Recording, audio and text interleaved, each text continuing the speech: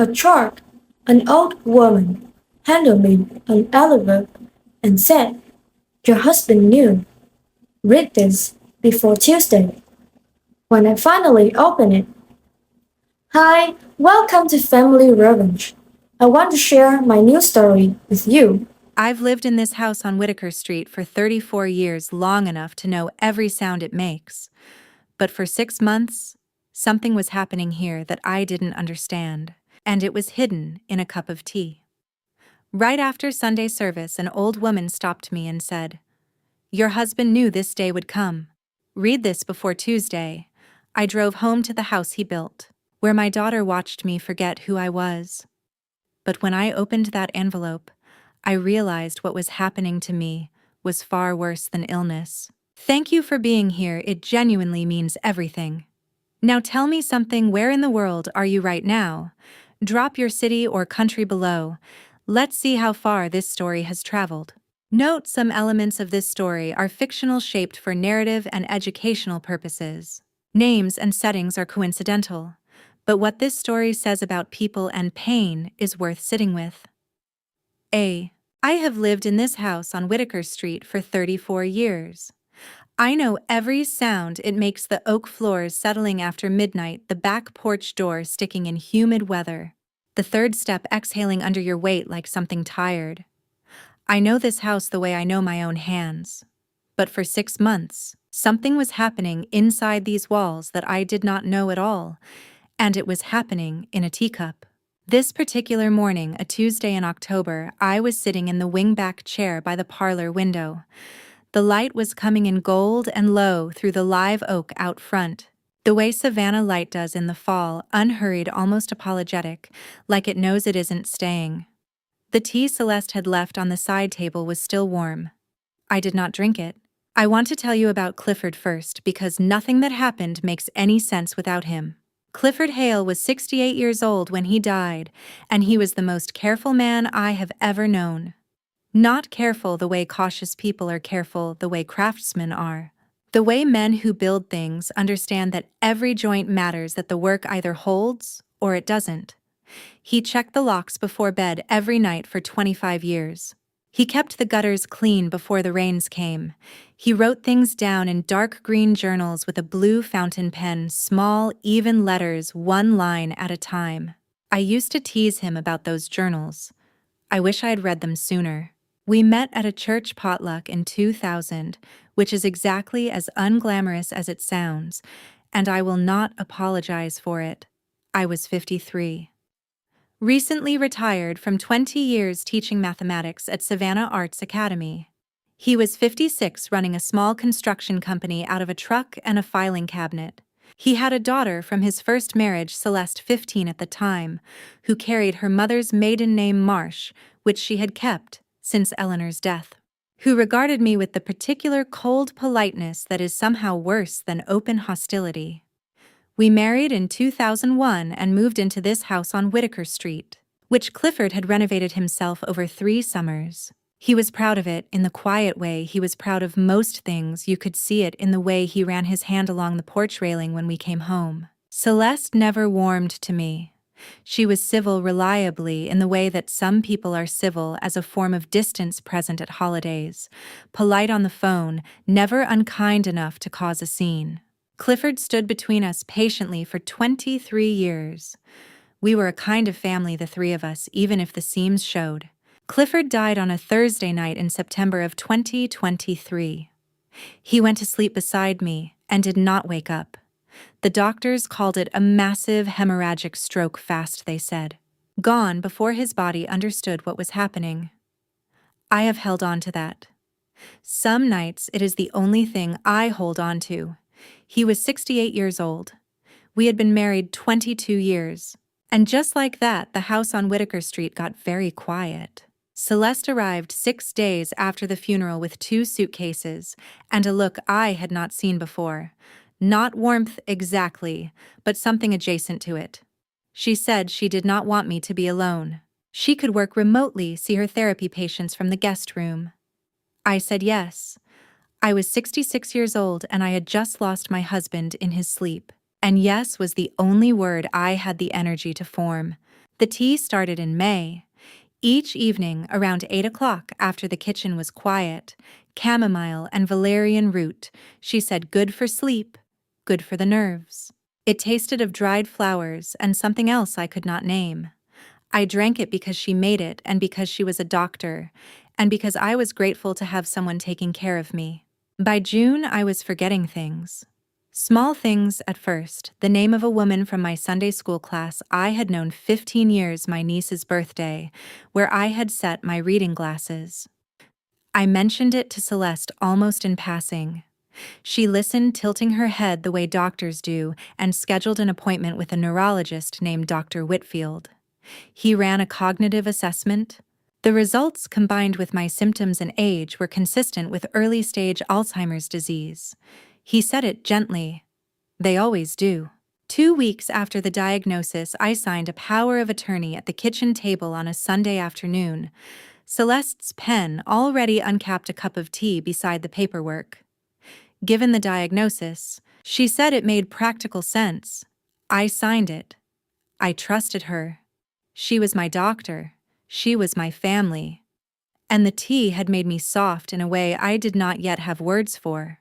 By August, the forgetting was worse. I made coffee twice in one morning and stood in the kitchen with 2 full pots and no memory of the second. My mouth was dry every morning. By 3 each afternoon, a heaviness came that felt different from ordinary tiredness pressing from the inside. My heart skipped small beats in the evenings. I told myself I was 67. I told myself grief does things to the body. 3 days ago on a Saturday evening, Celeste set my tea on the counter beside me. I was rinsing a bowl at the sink and knocked the cup in. The water carried it down the drain. I expected to feel worse the next morning. Instead, I woke on Sunday with a clarity I had not felt in months, a sharpness at the edges of things. I remembered Marvella's birthday without reaching for it. I remembered the woman from Sunday school. I remembered where I had put my reading glasses because I had watched myself put them there. I opened the small calendar I keep in the kitchen drawer and read back through the months from May. 17 mornings with a note that said, forgot something or couldn't remember. 17 evenings, in the same week's tea with Celeste, not one exception. I sat with that for a long time. Then I walked to the sink and poured the fresh cup she had left before her morning run straight down the drain. I rinsed it, dried it, set it back where she had placed it. Standing at the kitchen sink with the empty cup in my hand, I made a decision. I would not drink the tea again, and I would not let Celeste know that I had stopped. The Monday after felt longer than it should have. I had gone through the motions of the morning coffee, the calendar, watching Celeste leave at 7:15, and by afternoon I had run out of reasons not to go upstairs. What he left in that room. The afternoon light came in sideways through the hallway window the way it always did in October, not warm exactly, but golden enough to make everything it touched look older than it was. I stood at the bottom of the stairs with my hand on the banister looking up. 14 months. That was how long I had walked past this staircase without going up it. Not because I couldn't. Not because some rule forbade it. Simply because the room at the top belonged to Clifford and Clifford was gone. And there had been no reason strong enough to make me climb those 12 steps until now. I don't know what changed that afternoon. Maybe it was the tea. Maybe it was the counting 17 mornings, 17 evenings, a symmetry too precise to ignore. Or maybe it was something quieter than that, the feeling that I had been standing still in my own house for over a year, and that somewhere upstairs, Clifford had left something I was supposed to find. I climbed the stairs slowly. My hand never left the banister. The door to his office was closed but not latched.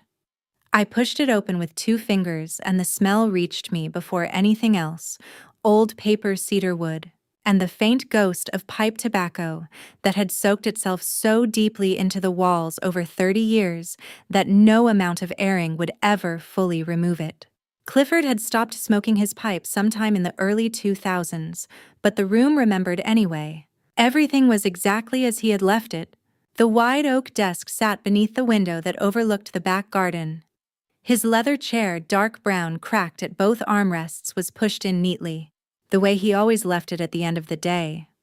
On the desk, a green blotter worn smooth at the center, a brass pen holder with 2 ballpoints and a pencil, and a single ceramic coaster with a faded cardinal on it.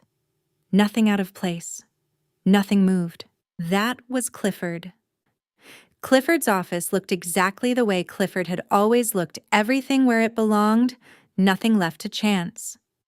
I had lived with that quality of attention for 22 years. Sitting in his chair, I felt it more clearly than I had since he died. I had not understood what he meant then. I was beginning to understand it now. I sat down in his chair. It felt wrong and right at the same time, the way stepping into someone else's life always does when they're no longer there to object. The leather was cool under my palms. From where I sat, I could see the entire room, the bookcase along the east wall, law reference books he'd inherited from his father, a row of green journals, 2 framed photographs, the filing cabinet in the corner, and the 3-drawer unit to the left of the desk. I opened the center drawer first.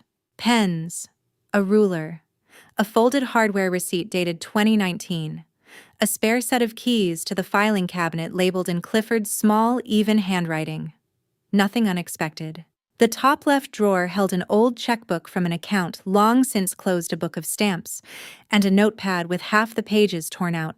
Then I reached for the bottom right drawer. It didn't open. Not locked, I could tell by the way it gave slightly when I pulled, then stuck.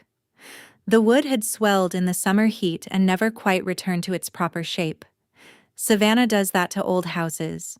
It gets into the joints, the seams, the places where things are meant to slide easily, and it holds them just a little tighter than it should. I made a mental note to bring a butter knife up tomorrow and work the edges loose. I sat back and looked at the room. It occurred to me, sitting in Clifford's chair with the afternoon light thinning to amber, that I had spent 14 months avoiding this room because I thought grief lived in it. What I found instead was something closer to order. Everything placed with intention. Everything deliberate. That was when the memory surfaced. Not a dramatic memory. No emergency. No tears. Just a Tuesday evening, about 3 nights before the stroke.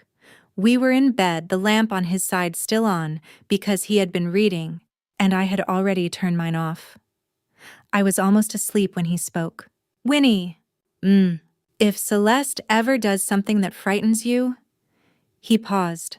I heard him set his book on the nightstand. "I mean, really frightens you. Not a disagreement, not tension.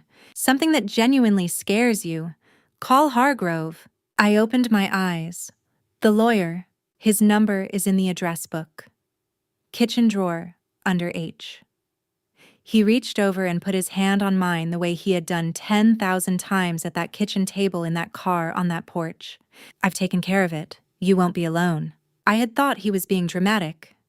Clifford was many things, but rarely dramatic, so the comment had settled into the back of my mind without urgency, the way strange things do when you assume there will be time later to ask about them. 3 days later, he was gone. I never called Hargrove. I never thought to. Now, sitting in his chair with the stuck drawer beside me and the smell of his pipe still in the walls, I turned those words over carefully. "I've taken care of it. You won't be alone." Clifford had never said things he didn't mean, and he had never prepared for something without also leaving instructions.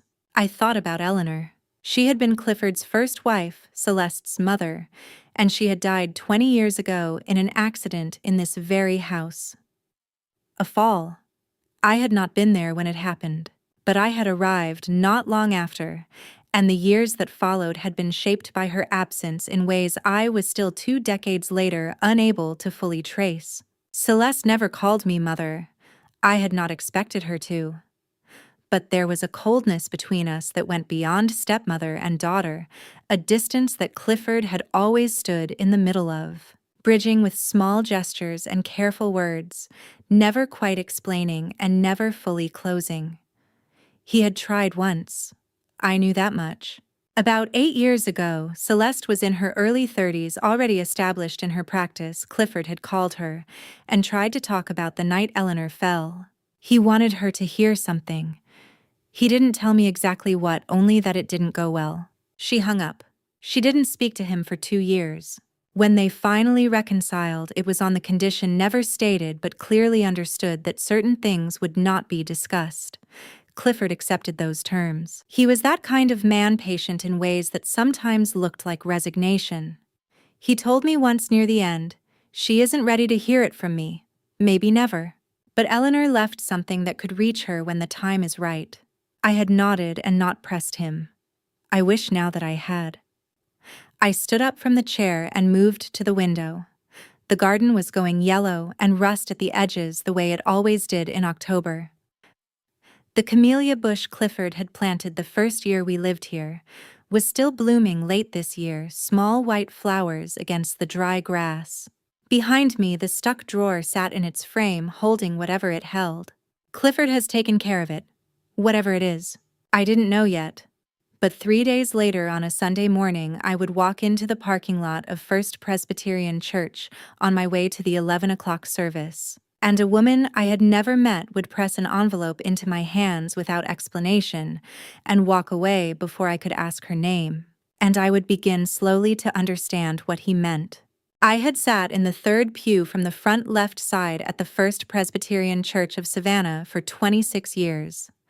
I sat there with Clifford when he was alive. I sat there alone after he was gone.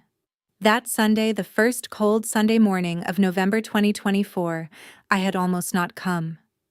I am glad I did not listen to that almost. The cold caught me off guard when I stepped outside. Savannah does not do cold in gradual steps. It waits until you have forgotten what a coat feels like against your shoulders. And then one morning you open the front door and the air has an edge to it, thin and clean and unannounced. I stood on the porch of the house on Whitaker Street and pulled the gray wool coat tighter across my chest before walking to the car. I had nearly called Marvella the night before to say I wasn't going. My back had been stiff since Friday, the kind of stiffness that climbs into your hips overnight and makes the stairs feel longer than they are. But I had not called. And at 8:45 that Sunday morning, I was backing out of the driveway in the early light alone in the car, the way I had been alone in the car every Sunday for the past 14 months. The drive to Lincoln Street takes 11 minutes. I know because Clifford once timed it and wrote the number in his green journal, 11 minutes. No traffic. 9 with the Abercorn light in our favor. I made it in 10. The lot was nearly full, which surprised me. November tends to keep people home. I found a space near the side entrance and sat in the car for a moment with the engine off, watching other people walk toward the stone steps in their Sunday clothes, wool scarves and pressed trousers, and the particular kind of unhurried walk that belongs to people who have been coming to the same building for decades. Clifford used to call it the church shuffle. Everyone moves slower here, Winnie, like the building itself is asking you to slow down. I got out of the car. Inside the light through the stained glass windows was winter light, pale gold and watery blue, not warm the way it is in July, but thin. The kind of light that comes through glass and lands on the pews without quite heating them. I walked to the third row from the front left side and sat down in the same spot I had occupied every Sunday since 1998. The cushion had been replaced sometime in the last few years. The wood of the pew was the same dark oak worn smooth at the armrests. I set my purse beside me and placed my hands in my lap. The space to my right was empty. It had been empty for 14 months. I did not look at it. The service began the way it always begins, the organ, the processional, the responsive reading that I know well enough to follow without looking down. Reverend Caulfield, a broad-shouldered man in his early 60s, with a voice that carries to the back of the room without effort, took his place at the pulpit after the first hymn and waited for the room to settle. His sermon that morning was drawn from the Gospel of John. I will not recount all of it, but there is one line I have written down since in the small notebook I keep on the kitchen counter, because I have thought about it nearly every day since. The truth will set you free, but first it will make you deeply uncomfortable. He paused after saying it the way good preachers do, long enough for the words to sit in the room before anyone felt the urge to respond to them. I looked down at my hands. I did not know yet why that sentence felt as though it had been aimed directly at me. I would understand by nightfall. The service ended at 12:15. I stood in the aisle while the congregation sorted itself toward the doors, exchanging the small courtesies of people who see each other once a week and consider that sufficient closeness. I spoke briefly with two women from the Tuesday Bible study, accepted a pamphlet about the December cantata that I had no intention of attending, and made my way toward the side exit. The parking lot was bright and cold, the wind carrying the smell of dried leaves from the square 2 blocks east. I had my keys in my hand and was calculating whether I wanted to stop for groceries on the way home when I heard my name. Mrs. Marsh. I turned. The woman standing behind me was perhaps 10 years older than I am, late 70s, I thought, though she carried herself with the particular stillness of someone who has learned not to waste movement. Her hair was white, pulled back simply, and she wore a dark green coat with large buttons that looked as though it had been bought for practicality rather than fashion, and had proven its worth over many winters. She was watching me with the steady expression of someone who has been waiting for a long time and is relieved finally to be done waiting. "I'm sorry to stop you," she said. Her voice was quiet and unhurried. "My name is Odessa. I don't expect you to know me." "I don't," I said honestly. "No." She nodded as though that was the expected answer. "But I knew your husband, and I knew the woman who lived in your house before you did." That sentence stopped me completely. "Clifford," I said. "We met twice years ago. He was a careful man, very precise about arrangements." She glanced briefly toward the street, then back at me. "I was a nurse, Mrs. Marsh. I retired in 2010. But before that, for a period in the early 2000s, I provided private home care. End-of-life care mostly. Patients who wanted to be at home."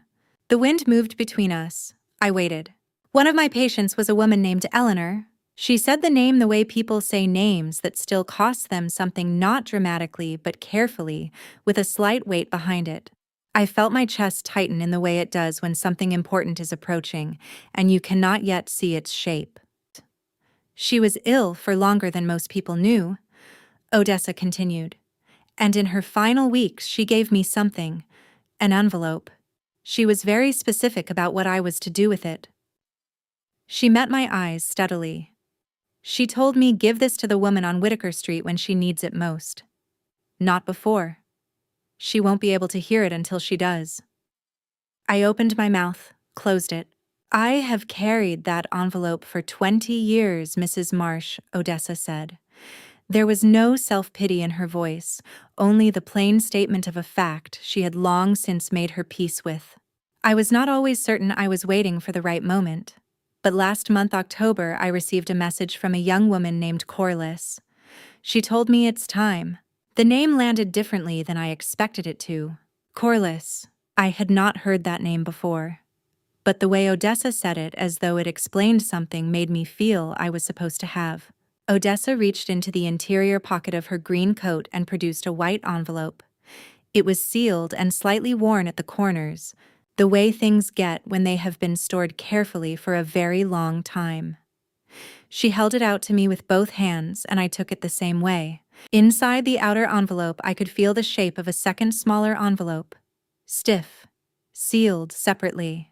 "There are 2 things in there," Odessa said. "The outer materials you can read tonight alone. The inner envelope." She indicated it with a slight nod toward my hands. "That one says open only when your daughter is in the room with you." I looked down at what I was holding. "Do not open anything here," she said, her voice dropping just slightly. "Do not let Celeste know you have it. Read everything tonight when you are alone." "Who are you?" I asked.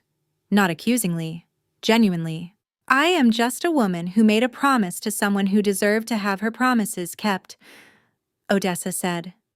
"Eleanor was a good woman, Mrs. Marsh. She was also a very sick one for much longer than anyone around her understood. What is in that envelope will not be easy to read, but she wanted you to have it." She pressed my hands briefly, a firm, dry grip. The grip of someone who has comforted people at difficult moments and knows how to make it feel like steadiness rather than pity, and then she stepped back. Corliss will find you, she said, when the time comes. And then she turned and walked toward a gray sedan parked near the far end of the lot. She did not look back. She moved at the same unhurried pace she had approached me with someone who had delivered what she came to deliver and had nothing left to rush toward. I stood in the cold November air with the envelope in both hands. I did not move for a long moment.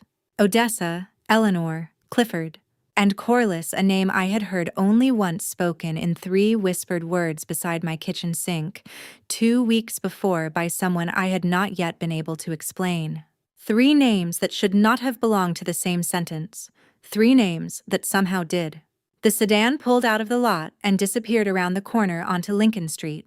I stood there until the sound of the engine faded, and then I walked to my car, placed the envelope carefully on the passenger seat, and drove home through the cold Savannah morning without turning on the radio. I needed the silence. I needed to think. On the seat beside me, the white envelope sat without moving, without explaining itself the way the most important things always do. I drove home from church with the envelope on the passenger seat. I did not open it in the car. I did not open it when I got home either. I watered the ferns on the back porch, taking more time with them than they needed. I called Marvella and talked for 20 minutes about nothing her grandson's soccer tournament, the cold snap, whether the grocery on Abercorn had restocked the crackers she liked. The envelope sat on the kitchen table the entire time and waited. It was patient. Whatever was inside had already been waiting a very long time, and a few more hours made no difference to it. Celeste came home at 6 o'clock. Keys on the hook bag on the hallway chair, water running briefly in the downstairs bathroom. Then she was in the kitchen doorway, already moving toward the stove. "How was service?" she asked. "Fine, good sermon." She filled the kettle without looking at me. The ritual was the same as always. She filled the kettle. The ritual moved through its familiar steps without variation. I had watched it enough times to know exactly when she would reach for the tin. I had watched her do it perhaps 150 times since May. The care in it had always looked genuine. I had always read it as love. Standing at the sink that evening with the envelope 6 feet away on the table, I watched the same hands perform the same motions and understood that I had not yet decided what I was looking at. She set the cup in front of me at 6:23. "You should drink it while it's warm," she said. "I'm a little tired tonight." I wrapped both hands around the cup the way I always did. "I'll try." She went upstairs at 7. By 8:30, the house was completely quiet. The kitchen clock ticked. The wind moved through the live oaks outside that low, steady sound I had been hearing from this kitchen for 34 years, reliable as anything I knew. At 9 o'clock, I stood up, carried the full cup to the sink, and poured it slowly down the drain. I watched it go. Then I dried my hands, sat back down at the kitchen table, pulled the white envelope under the yellow light, and opened it. 12 pages folded, once clipped at the corner. The top page was a medical records header, patient summary, clinical notes, evaluation dates. I had read enough of my own paperwork in the past year to follow someone else's without difficulty. The patient's name was Cordelia Voss. Age at intake 72. Savannah, Georgia. Widowed. No children. Retired librarian, Chatham County Public Library, 31 years. Referred for neuropsychological evaluation, January 2022. Evaluating clinician, Dr. Celeste Marsh. I set the page down. I picked it up again. The clinical notes described short-term memory deficits, mild confusion about recent dates, occasional disorientation in unfamiliar settings, difficulty retaining new information over 48 hours. I recognized the phrases the way you recognize a road you have driven before in different weather, not immediately, and then all at once. They were the same phrases Dr. Whitfield had used about me. The same words in the same order applied to a different woman 2 years earlier. 6 appointments, January through March, 2022. By the 5th visit, Celeste had referred Cordelia to an elder law attorney, a man named Patterson, on Drayton Street to arrange estate planning while Mrs. Voss still held full legal capacity. In March 2022, Cordelia signed a durable power of attorney granting Dr. Celeste Marsh authority over her financial and medical decisions. Total estate value $890,000. The house on Gaston Street. A savings account. An untouched investment portfolio. The accumulated weight of a 31-year career and a careful life. Cordelia Voss died in June 2022. Cardiac arrest, 72 years old. The final pages were not medical records. They were a copy of a letter from Patterson's office, addressed to Celeste, dated July 2022. Per the terms of Mrs. Voss's last will and testament, the entirety of her estate had been transferred to a charitable organization registered in the state of Georgia, the Eleanor Foundation, established 2004, Savannah, Georgia. The power of attorney held by Dr. Marsh had been extinguished automatically upon Mrs. Voss's death per standard Georgia law. No portion of the estate had passed to Dr. Marsh in any personal capacity. Not $1. I read that paragraph 3 times slowly, the way you read something that does not match what you were expecting to find. Celeste had spent 6 months with Cordelia Voss, evaluated her, guided her through every stage of estate planning, held her power of attorney over a house and a savings account and an investment portfolio worth nearly $900,000. And at the end of all of it, she had received nothing. Every dollar had gone to a foundation named for the woman who fell from the second-floor railing of my house 20 years ago. Celeste's mother, Eleanor. The question came quietly and would not leave if she had never intended to take the money. Then, what had she wanted from Cordelia Voss? And what precisely did she want from me? I nearly missed the last page. It had slipped behind the Patterson letter, a single handwritten sheet, the letters slow and careful, each one formed with visible effort. For whoever finds this, my name is Cordelia Voss. I want to say this clearly while I still can. Dr. Celeste is not a bad person, but she is in pain, the kind that has lived in her so long it starts to feel like a reason. She was kind to me, but something she is doing is wrong, and she is doing it to the right person for the wrong reasons. I only know what I felt sitting across from her when she thought I wasn't watching. She wasn't looking at me. She was looking at someone else entirely. I read it 3 times. I did not fully understand it, but the last line stayed where it landed.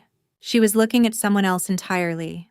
I looked at the small sealed envelope still beside my glass of water, open only when your daughter is in the room with you. I opened the kitchen drawer beneath the dish towels and slid it flat against the bottom underneath everything where it would not be seen. Then I sat back down at the table where I had signed a power of attorney on a Sunday afternoon in August, with a cup of tea beside the paperwork and a pen already uncapped. Cordelia Voss had signed over everything she owned. She had died 3 months later. Every dollar had gone to a foundation named Eleanor. Celeste had kept nothing.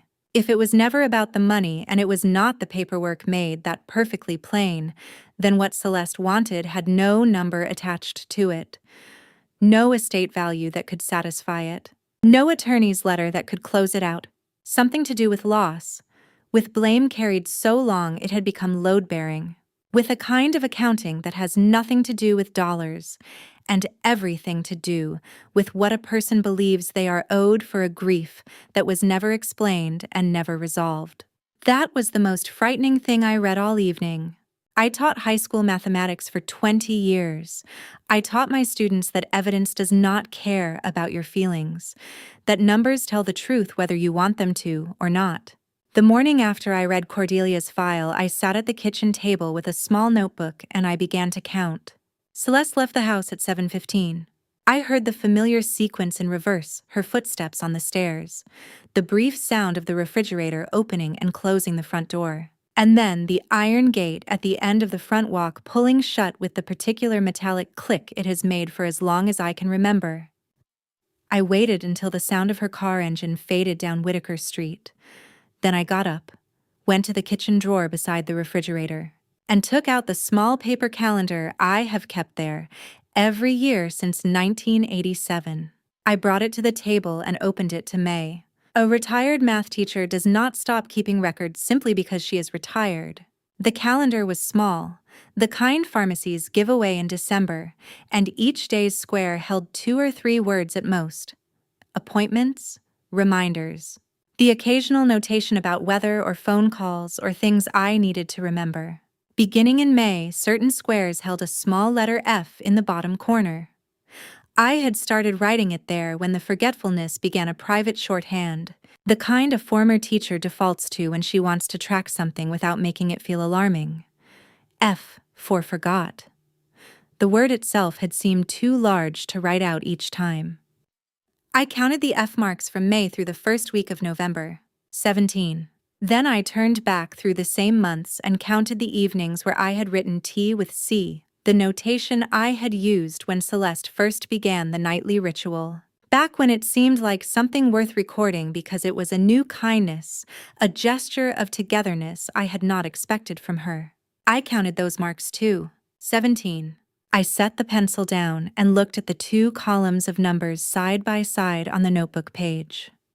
A former mathematics teacher knows what a perfect correlation looks like. She also knows that a perfect correlation in a dataset this small is not a coincidence. It is a pattern. And a pattern has a cause. I sat with that for a moment. Then I began to think about the mornings themselves, not just the notation, but what they had actually felt like. I had attributed everything to age and grief. That had seemed reasonable. I was 67. I had lost my husband 14 months earlier. The body responds to loss in ways that are difficult to distinguish from illness. And I had read enough about grief to know that memory and concentration are among the first things it takes. But grief does not give you dry mouth every single morning. I had not connected that detail until now. Every morning since sometime in June, I had woken with a dryness in my mouth that required 2 full glasses of water before it eased. I had bought a humidifier in July thinking the Savannah summer air was to blame. The humidifier had not helped. I had stopped thinking about it. And the afternoons. By 3 o'clock on more days than I could accurately count, I had felt a heaviness settle behind my eyes. Not tiredness exactly, but a kind of dimming, as though someone had turned the lights down by a third. I had begun taking a rest in Clifford's old reading chair at 3:30, because it seemed like the sensible thing to do at my age. It had not occurred to me to ask why 3:30 specifically, or why the heaviness lifted reliably by 5. The heart too.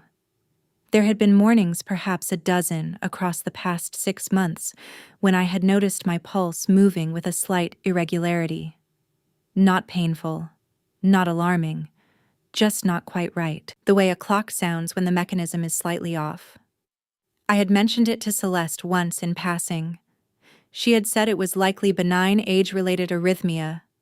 She had said she would monitor it. She had not suggested I see a cardiologist. I wrote all of it down in the notebook. Dry mouth, afternoon heaviness, occasional irregular heartbeat, 6 months, 17 evenings of tea, 17 mornings of forgetting.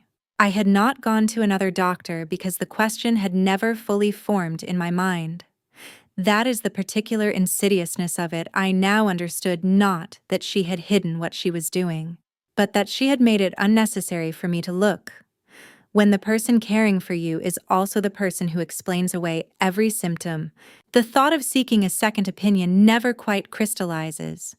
It dissolves before it becomes an action. I was a retired math teacher being treated by my daughter. That had felt like enough. I closed the notebook and went upstairs.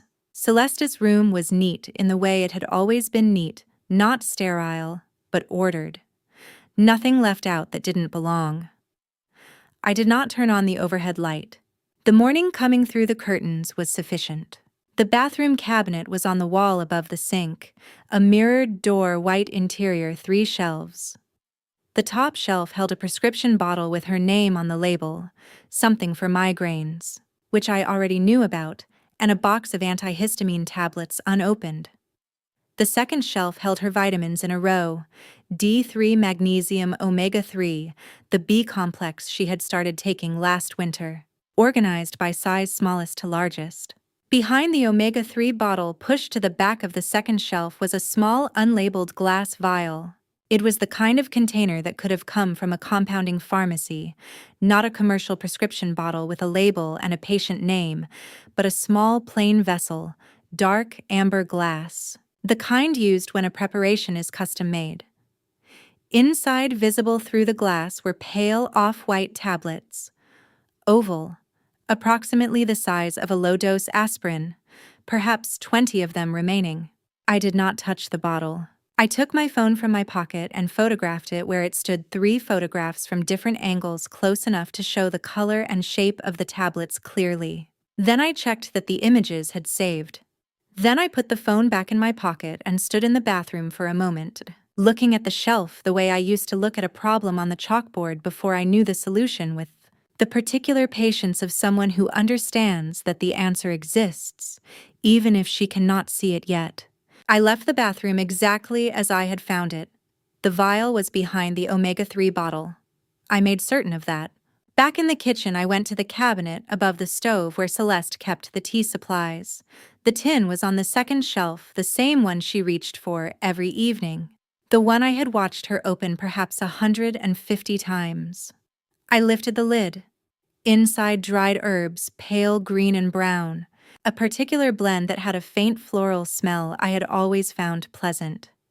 I took a small zip-seal bag from the drawer beside the sink, spooned a modest amount of loose tea into it, enough to be useful without being noticeable, sealed it, and put it in the inside pocket of my purse. 2 photographs of an unlabeled vial, 1 sealed sample of loose tea. I stood at the kitchen counter for a moment. What struck me standing there was not fear. It was clarity. A quality of awareness that I had not felt on a Monday morning since I counted backward since April, before the tea had become a nightly ritual. My thoughts were sitting still the way they used to sit still when I was writing lesson plans at this same counter 30 years ago. The ones Clifford used to say looked like architectural drawings, clear lines, no fog. That was what 6 months of tea had taken from me. That was what one night without it had returned. I put the tin back on the second shelf and closed the cabinet. 2 items in my purse. That was a beginning. But a beginning of what exactly I could not yet say, not without knowing what was in the vial, and not without knowing what was in the tea. I could not identify either on my own. Tonight, when Celeste came home, I would need to sit across the table from her and drink a cup of tea. I had no intention of drinking.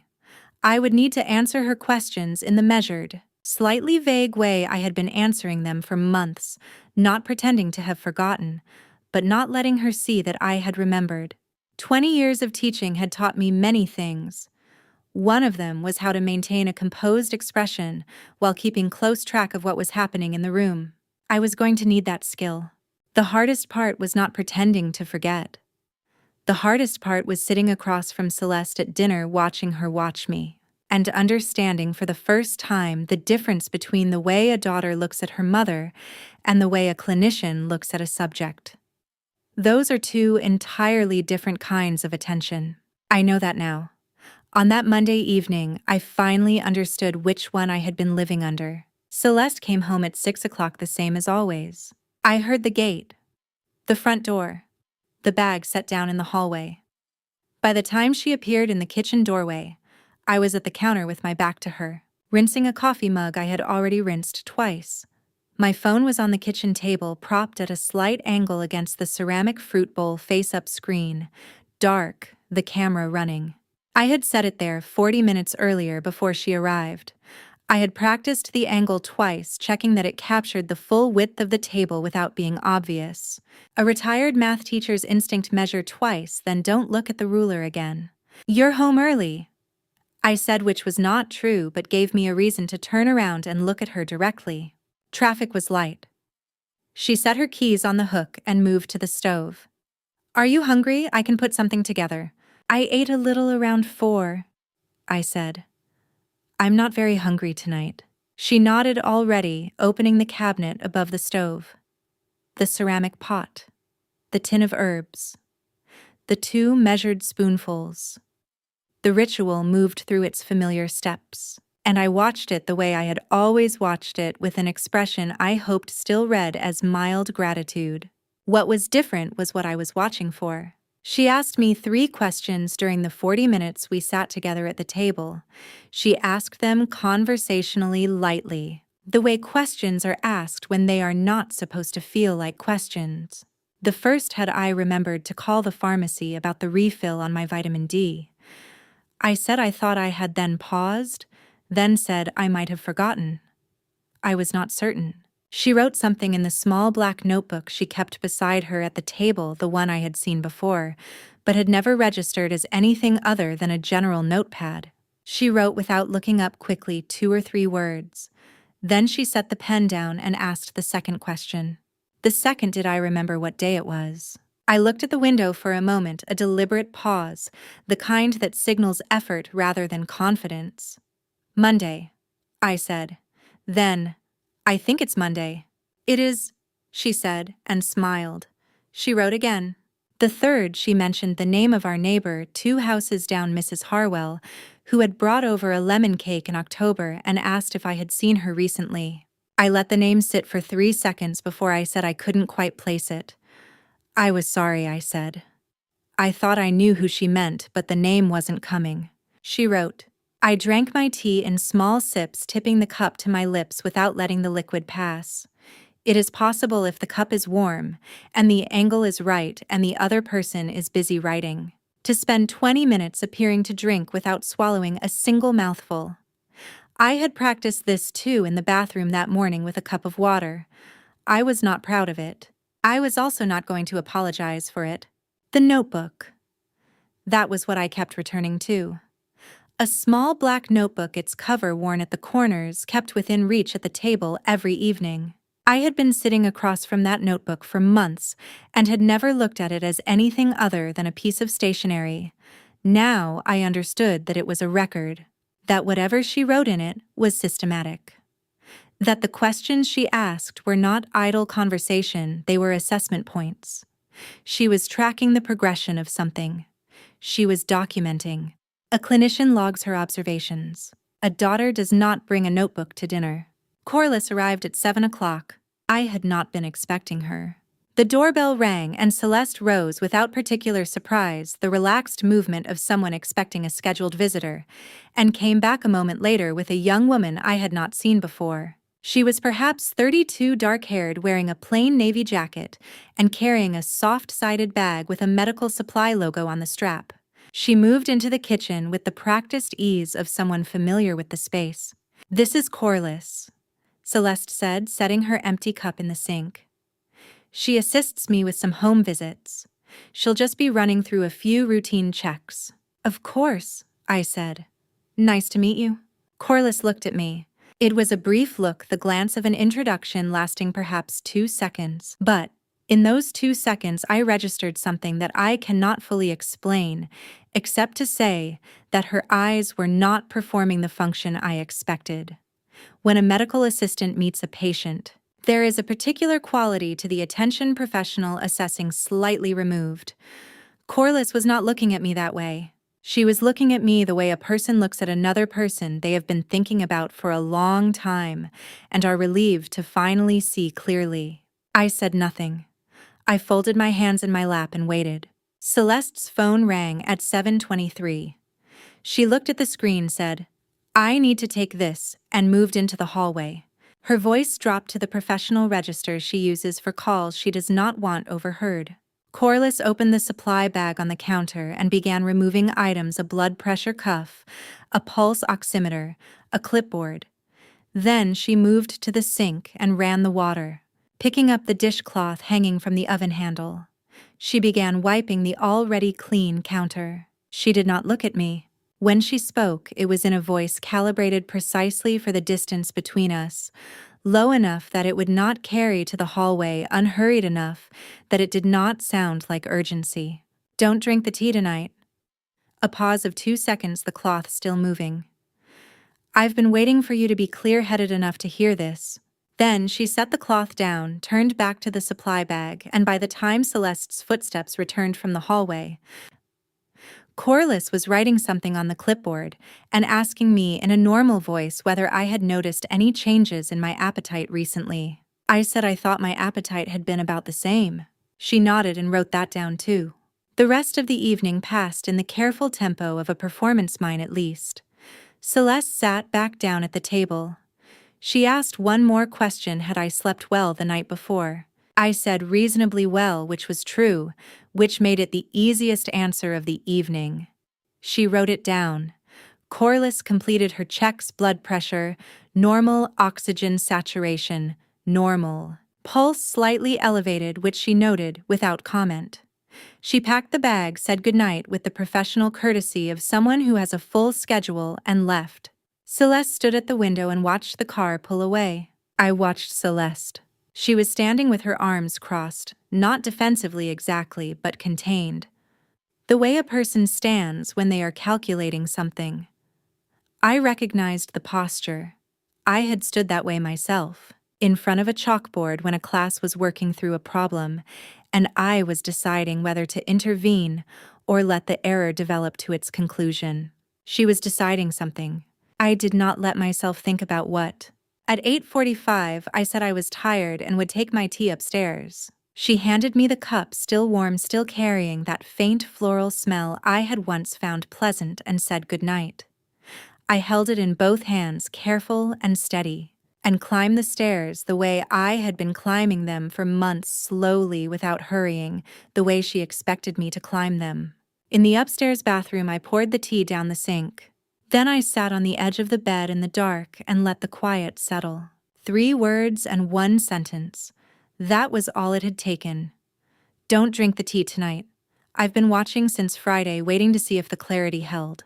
I needed to know it wasn't an accident before I said anything. She had been watching since I poured the cup down the drain on Friday evening. She had been watching to see whether the clarity held, whether it was an accident or a decision. She had waited until she was certain I could hear her, really hear her, not through the fog that 6 months of tea had built up like a slow accretion of sediment before she spoke. That was not the behavior of someone working for Celeste. That was the behavior of someone working against her. Someone who had been in position long enough to understand the landscape. Someone who had a reason I had not yet been told. I was not alone in this house tonight. And neither, I thought, sitting in the dark with the empty cup still warm in my hands, was Corliss. I had known Marvella Washington for 20 years. She brought food to my door the day Clifford died, didn't call ahead, didn't ask what I needed. She was the last to leave after the funeral. She is the kind of woman that when you call at 10 o'clock on a Monday night and say, "I need to talk," she doesn't ask why. She just says, "Come over." That night, that was exactly what I needed. I waited until Celeste's bedroom door closed, the sound it makes when it's pulled fully shut. I counted 15 minutes. Then I put on my coat, took my keys, wrote out for air on the notepad by the phone, and left. The drive to Ardsley Park takes 12 minutes. I made it in 11. Marvella opened the door before I finished knocking. She looked at my face for 1 second, said nothing, and stepped back to let me in. The kitchen smelled of cedar and vanilla. She pulled out my chair, the one that had become mine over 20 years, without either of us deciding it, and filled the kettle. "Sit," she said. I sat. She didn't ask anything. She stood with her back to me while the water heated, because she has always known that some things need to arrive in their own time. I told her everything. The church parking lot. The woman in the green coat. Cordelia Voss, the file. The symptoms that mirrored mine, the power of attorney, the $890,000 that flowed to a foundation named Eleanor, the handwritten note, she was looking at someone else entirely, the calendar's 17 marks, a perfect match, the unlabeled vial in the bathroom, the photographs, the tea sample in my purse, the black notebook Celeste kept at the table, the 40 minutes of tea I never swallowed, and Corliss' 11 words spoken while wiping a counter that didn't need wiping. Marvella did not interrupt once. When I finished, the kitchen was quiet except for the tick of her rooster clock. She sat with both hands around her mug. The silence lasted 30 seconds. I counted. Then she stood up and put a pan on the burner. "Have you eaten anything since noon?" she asked. "I don't think so." "Then you're going to eat something," she said, "and then we'll figure out what comes next." She made scrambled eggs and toast and put the plate in front of me without ceremony. I ate. It was the first thing I had eaten without thinking about what might be in it in 6 months. That simple fact, the absence of vigilance, the plain act of eating food made by someone who wished me no harm, sat in my chest with a weight I hadn't expected. When the plate was empty, she sat back down. "There's something you need to know," she said. "About Hargrove." She told me Clifford had come to see her in July 2023, 2 months before he died. He sat right where I was sitting. He told her he had tried to reach Celeste about Eleanor, that she had refused and cut him off for 2 years, and that he didn't believe she would ever be ready to hear it from him directly. Then he said, "Marvella, if Winnie ever needs real help, the kind that can't wait, call a man named Hargrove on Bull Street. Don't ask questions, just call him." I had heard that name before. Clifford had said it to me in the dark 3 nights before the stroke, his hand over mine, the lamp still on. "If Celeste ever does something that frightens you, call Hargrove. I've taken care of it. You won't be alone." I had filed it away in the soft category of things I assumed would never be needed. He had said it to Marvella too, separately, 2 months before he died. What I had to understand was what Clifford had known and what he had not. He had died in September 2023. The tea had begun in May 2024, 8 months after his death. He could not have known what Celeste was going to do because it had not started yet. What he had known was Celeste. He had known her the way a father knows a child he loves and cannot reach at a distance with grief, but clearly. He had tried to open the door she had closed, and she had refused him. So he had done the only other thing available. He had prepared, not because he knew what Celeste would do, because he knew her well enough to be afraid of what she might. "Clifford didn't know what Celeste was going to do, Winnie," Marvella said. "He just knew his daughter well enough to be worried, and he loved you enough to get ready." I looked down at the mug she had filled real coffee. Her coffee, nothing in it but grounds and water. I picked it up and drank. It was the first thing I had swallowed without fear in 6 months. "I'll call Hargrove in the morning," I said. Marvella nodded as though this had never been in question. 8 o'clock, she said. "I'll be up. Call me after." I had been to Hargrove's office on Bull Street twice before, once when Clifford updated his will, and once after he died to review the estate. Both times I had sat across from his desk and thought, this is a man who has heard every kind of human trouble there is. On that Tuesday morning, I was about to add my name to that list. Marvella drove. I had not asked her to. She had simply appeared at the Whitaker Street curb at 8:45 with her coat buttoned and her keys in her hand. And when I came down the front steps, she looked at me and said, "You shouldn't do this one alone?" I did not argue. There are moments when being argued out of help is its own kind of foolishness. Bull Street runs south from the squares in long, straight blocks. The buildings pressed close together the way Savannah's older streets tend to arrange themselves, as though the city was always in the habit of making the most of limited space. The building that holds Hargrove's office is brick-built sometime in the 1890s, according to the small brass plaque beside the entrance, with a wooden staircase inside that announces every footstep, and a smell that I associate specifically with places where serious decisions get made: old wood, strong coffee, and the particular staleness of rooms where paper has been kept for decades. We were shown in at 9 o'clock exactly. Hargrove is a man in his early 70s, with the kind of physical stillness that comes not from passivity, but from decades of deliberate economy of movement. He does not gesture unnecessarily. He does not ask questions he does not intend to use the answers to. When Clifford first introduced me to him 14 years ago, he had shaken my hand and said, "Clifford speaks well of you." And I had understood from the brevity of it that this was not a small thing coming from him. He stood when we came in, waited for us to sit, and then sat himself. "Mrs. Marsh," he said. "Mrs. Washington." A slight nod to each of us. "Tell me what you have." I put 4 things on his desk.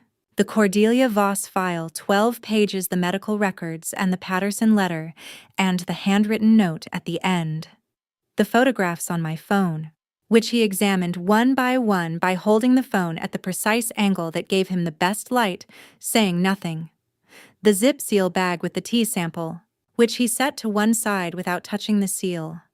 And the video 40 seconds of footage taken from the kitchen table on Monday evening, showing Celeste adding something from a small unlabeled container to a cup of tea before carrying it to the table. He watched the video twice. Then he set the phone down, folded his hands on the desk, and looked at me. "How long?" he asked. 6 months, I said. "Since May." "You signed the power of attorney in August." "Yes." He was quiet for a moment. The kind of quiet that is not uncertainty but calculation. "The POA can be contested," he said. "Under Georgia law, a durable power of attorney is valid only if the principal had legal capacity at the time of signing. If the toxicology results confirm that you were being administered a substance affecting your cognition without your knowledge or consent, we have grounds to challenge the document's validity in superior court. That is the first priority." He paused. "It is also not the only matter." He picked up his telephone, a desk phone, the older kind with a handset, and dialed a number from memory. He spoke briefly to whoever answered, describing the physical characteristics of the tablets in the photographs.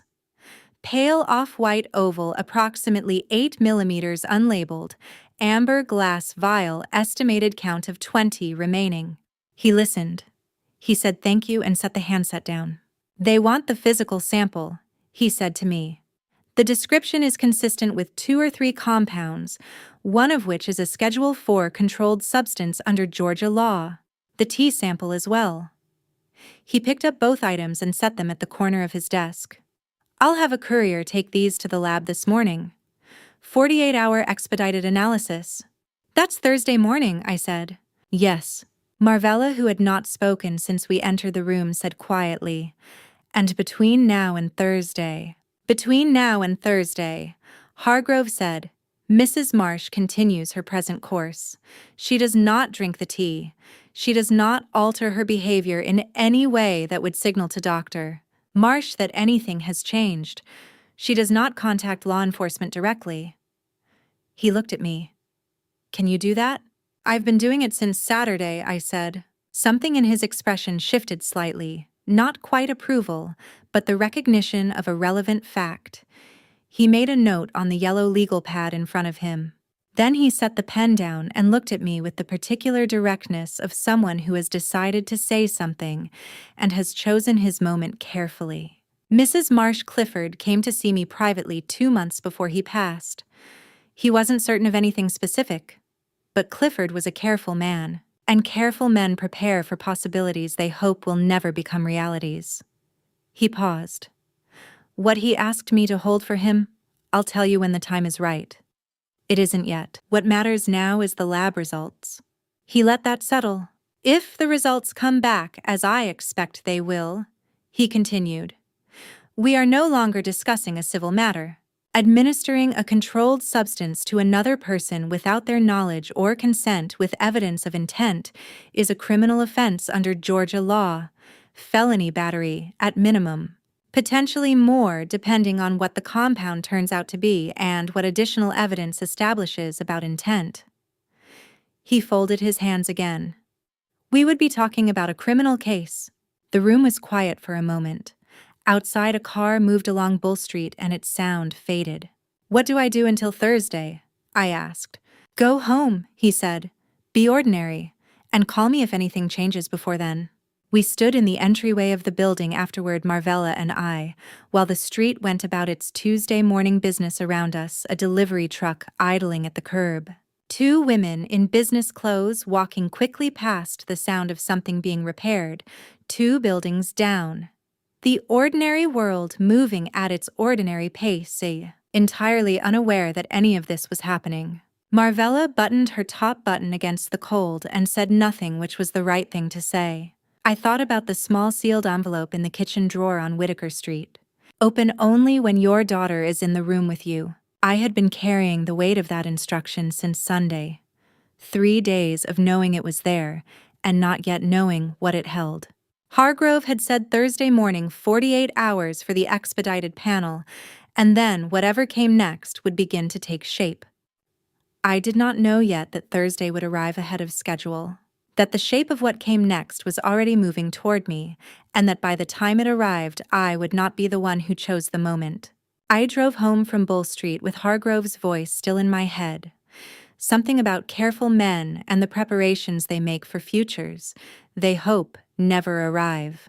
I turned onto Whitaker Street and sat in the car for a few minutes before going inside.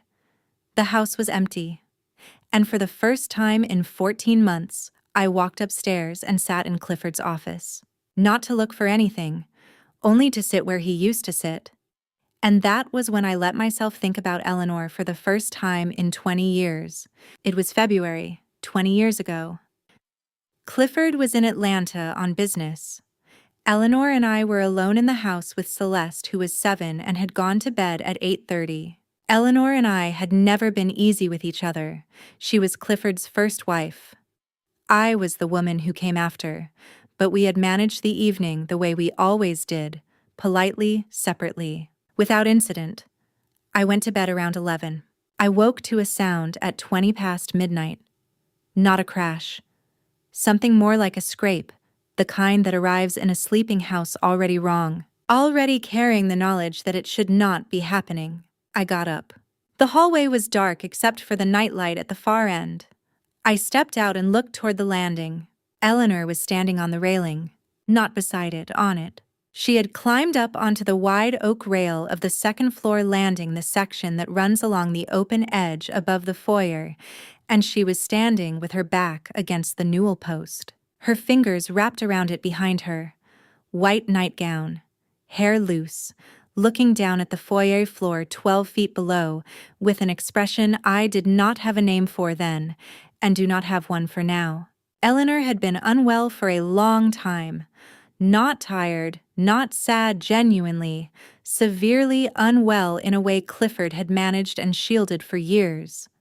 She had days when she was entirely herself, sharp, funny, a good mother, and other days when something else looked out from behind her eyes from a very great distance. That night she was somewhere I could not follow. I did not call out. I walked toward her slowly, the way you move when you understand that the floor itself must feel safe. "Eleanor," I said, "look at me." She turned her head. For a moment she looked at me from that distance. Then her eyes found mine. She let go of the post. I was already reaching. My hand closed around her wrist, or tried to.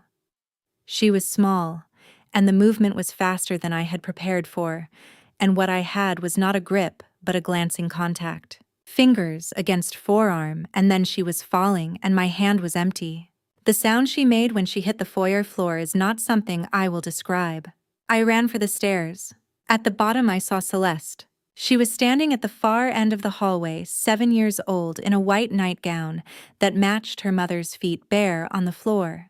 She had come out of her bedroom, and she was standing very still, looking toward the foyer, toward her mother, toward me, coming down the stairs. She had been below, looking up. From where she stood, she would have seen Eleanor fall. And she would have seen me standing above on the landing, my arm extended downward, my hand in the air. She could not have seen what that hand was trying to do. I called the ambulance. I sat with Eleanor until it came.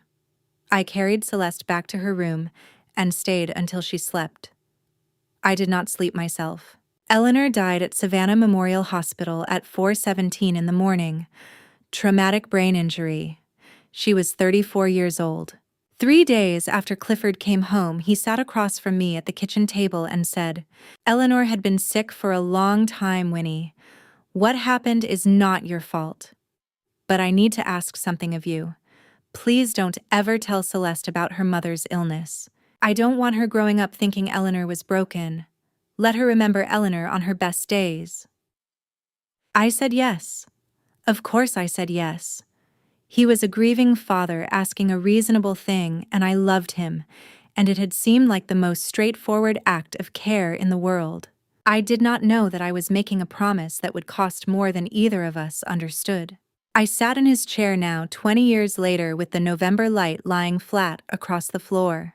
I had kept that promise every day since through Celeste's childhood, her medical training. All the long, cold distance between us I had never been able to explain, because explaining it would have required breaking the promise. I had watched her carry something I could have lightened. I had said nothing, because Clifford had asked me to. Because I had believed it was the kinder thing. She had been 7 years old, standing barefoot in a dark hallway. She had seen her mother fall and a woman above her on the landing with one arm extended downward. Children make sense of what they see with what they have. What she had was not enough to show her the difference between a hand reaching to grab and a hand reaching to save. She had been living with what she saw for 20 years, and I had never told her otherwise. I had kept Clifford's promise carefully and completely, and with every intention of love. And in keeping it, I had left Celeste alone with a version of that night in which I stood above a falling woman and did nothing. Before I show you what was inside that drawer, and I promise you nothing could have prepared me for it, I need to know, are you still with me? Drop the number 10 in the comments right now. Just that.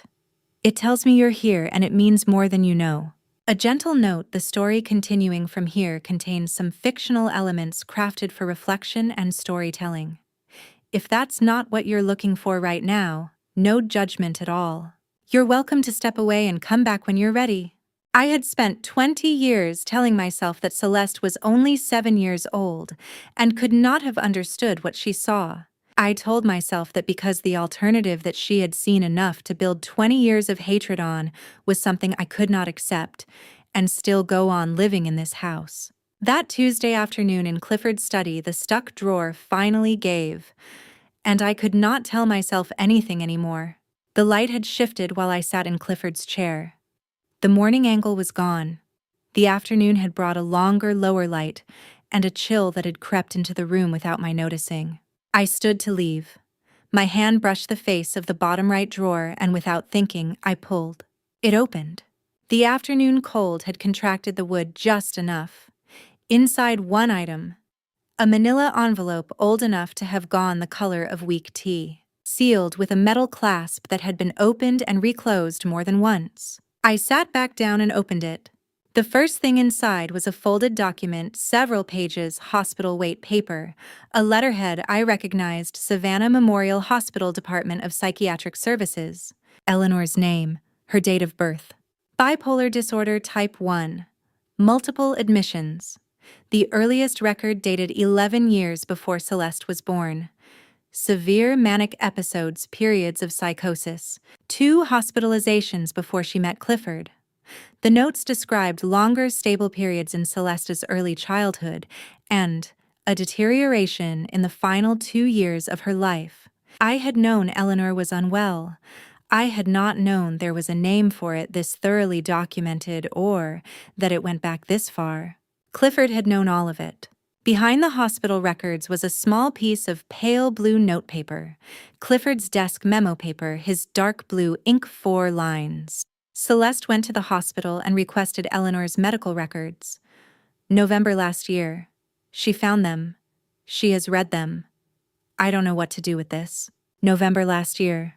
November 2022. 10 months before he died.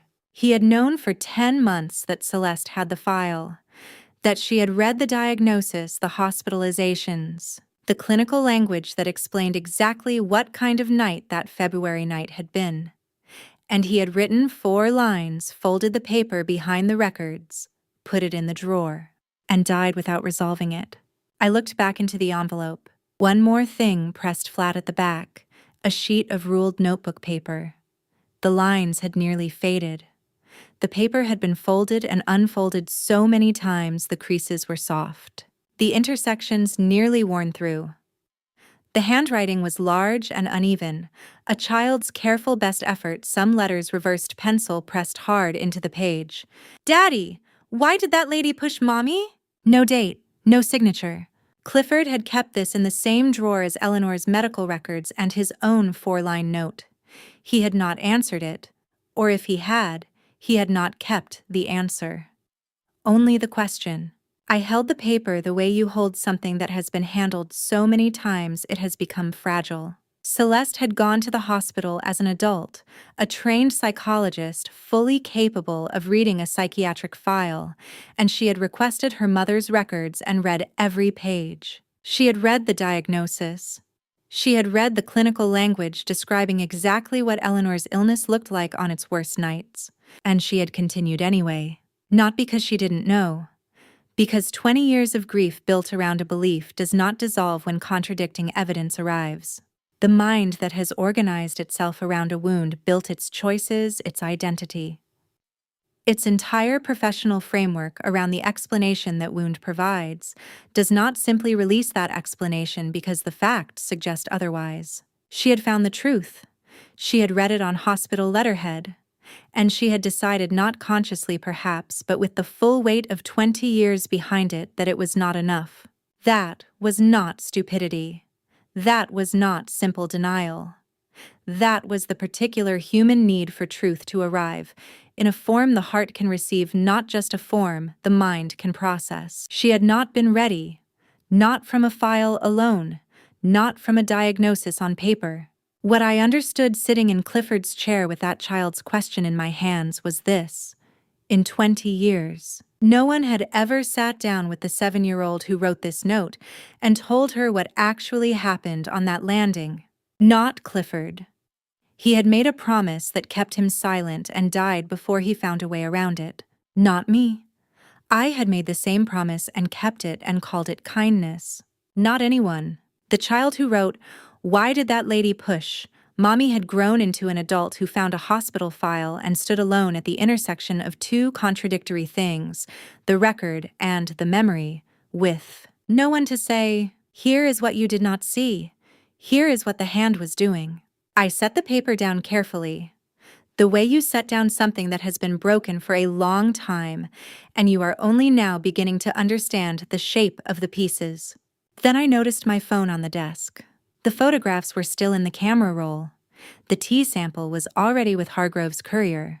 But there was a video file I had opened and closed without watching 2 evenings ago. Celeste had been about to come back in from the hallway, and I had not had time. 40 seconds of footage. Full kitchen table view. I had confirmed it was recording. I had not confirmed what it had captured. I picked up the phone, walked to the bedroom, and closed the door.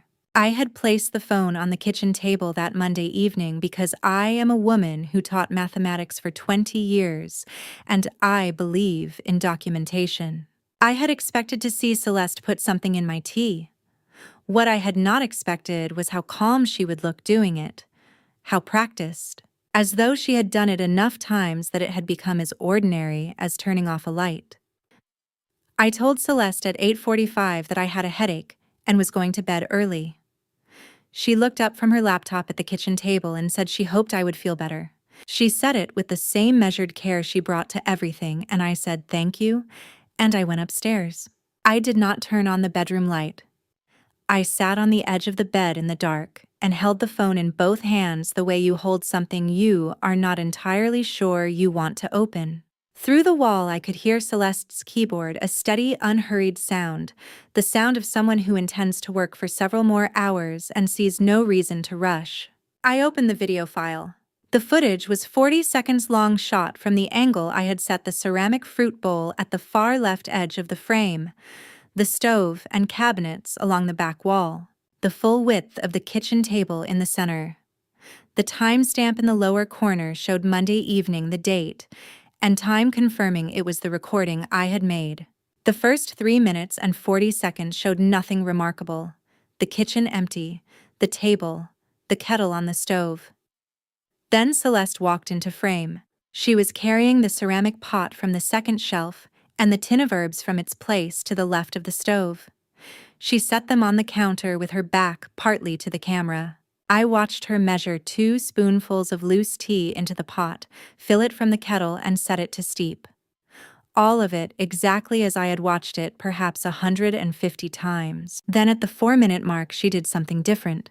She reached up to the cabinet above the refrigerator. Not the one she always used, the one to the left of the stove, but the upper cabinet on the opposite side of the kitchen. The one I thought of as storage.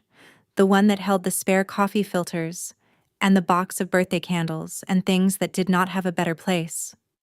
She opened it, moved something aside, and took out a small glass vial. It was the same shape as the one I had photographed in her bathroom, amber glass, small enough to close in one hand. She did not look toward the camera. She did not look toward the hallway. She tipped the vial over the ceramic pot and tapped it twice against her palm. Then she replaced the vial in the upper cabinet, shifted whatever she had moved to cover it, and closed the cabinet door. 3 seconds. Total elapsed time from opening the cabinet to closing it, 3 seconds. She carried the pot to the table, poured a cup, and brought it to my place. The camera recorded her setting it down in front of me, in front of the empty chair where I had been sitting, and then recorded me returning to the table and picking it up and wrapping both hands around it. I watched myself sit across from my daughter and hold a cup of drugged tea and not know it. Then, at the 12-minute mark, I watched Celeste open the black notebook and write in it while I fumbled for the name of a neighbor I had known for 11 years. I watched myself fail to remember. I watched her write it down. I closed the file. I sat in the dark for a moment. Then I opened it again and went back to the 4-minute mark. I watched the 3 seconds again. Then again. Then a 4th time. The 4th time I watched it, I was not looking for new information. I already had what was there. I was simply completing something the way you read a difficult sentence until it stops being a sentence and becomes a fact. Until it stops belonging to the category of things you are still processing and moves into the category of things you know. I put the phone down on the mattress beside me. Outside my door, the keyboard continued its steady, unhurried rhythm. The phone vibrated. An unknown number. A text message, brief and without greeting. "This is Corliss. Tomorrow morning. 7 o'clock. Colonial Park Cemetery, Abercorn Street entrance. Come alone. I'm the one who contacted Odessa." I read it twice. Then I read the last sentence again. I'm the one who contacted Odessa. I set the phone down. I had been thinking of Corliss as someone who had arrived in this situation, someone who had come in from outside and positioned herself where she could observe, and when the moment was right, warn me. But that last sentence changed the geometry of it entirely. If she had contacted Odessa, if she had been the one to tell the woman in the green coat that the time had come, then Corliss had not simply arrived in this situation. She had been directing it, from the inside, for long enough to know when the moment was right. That was not a bystander. That was someone who had entered this house with a purpose and who had been working toward it quietly and without detection for months, possibly longer. I picked the phone back up and typed 2 words, "I'll be there." Then I turned the screen off and lay back on the bed without changing out of my clothes. Through the wall, Celeste's keyboard went on steady and unhurried. She was working. She had no idea I had the clip. No idea about Odessa. No idea that Hargrove was waiting for a lab result that would arrive in less than 48 hours. And no idea that when it did, the conversation about what came next would not be a civil one.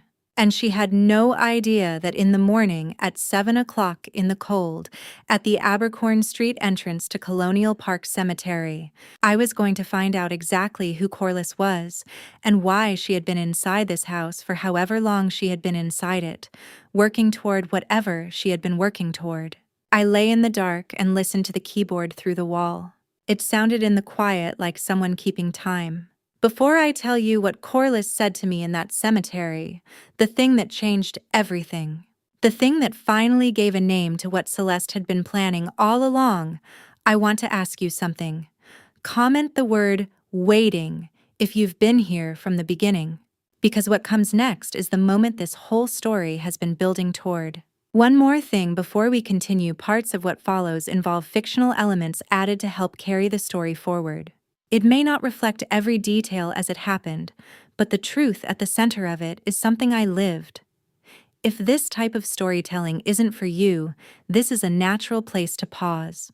Colonial Park Cemetery at 7 in the morning in November has a particular kind of quiet. Not peaceful, the kind of quiet that comes from a breath being held.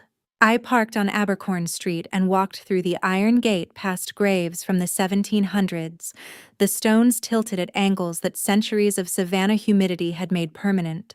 Corliss was already there, standing between two live oaks, with her hands in her jacket pockets, her breath making small clouds in the cold air. I had been awake since 5. I dressed without turning on the light, wrote a note on the kitchen pad. Gone to meet a friend from church. Back by 9, set it against the sugar bowl, and left before Celeste came downstairs. Corliss did not offer a greeting. She waited until I reached her, and then she began. My grandmother's name was Cordelia Voss, she said. I stopped walking. I know, I said. I read her file. Something shifted in her expression, not surprise, but recalibration. Then you know what happened to her. She died 3 months after signing the power of attorney. The money went to the Eleanor Foundation. She died 4 months after she started losing things, Corliss said.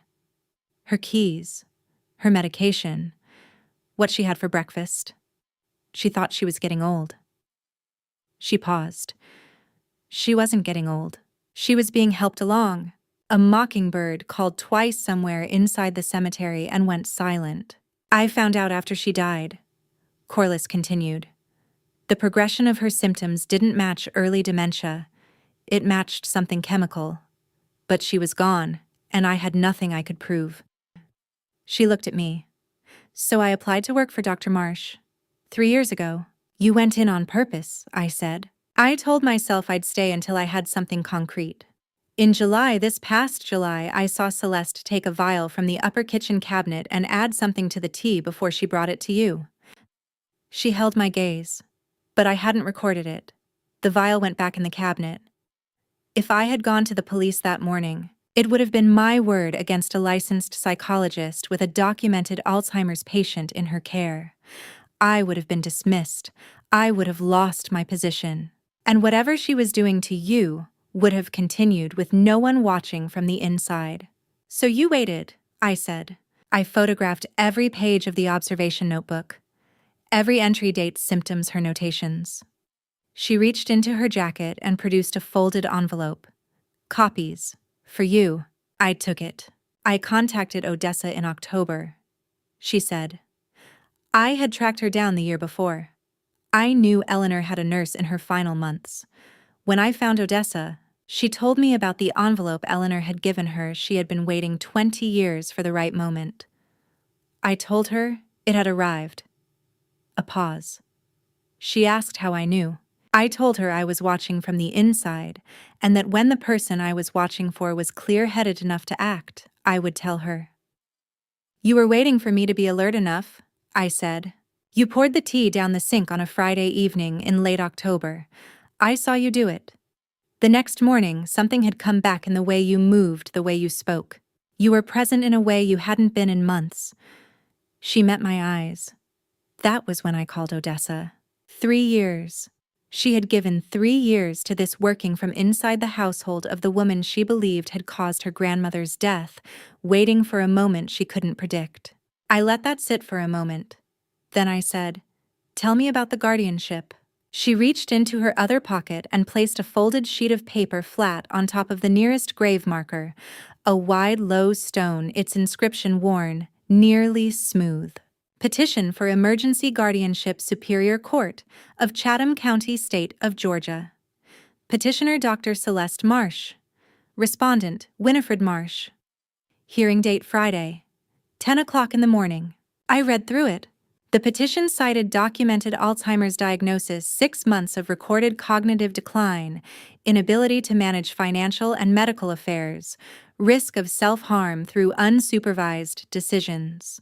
Supporting documentation, the clinical observation notes, the August neurological evaluation, the signed power of attorney, full legal guardianship, medical decisions, financial decisions, residential decisions.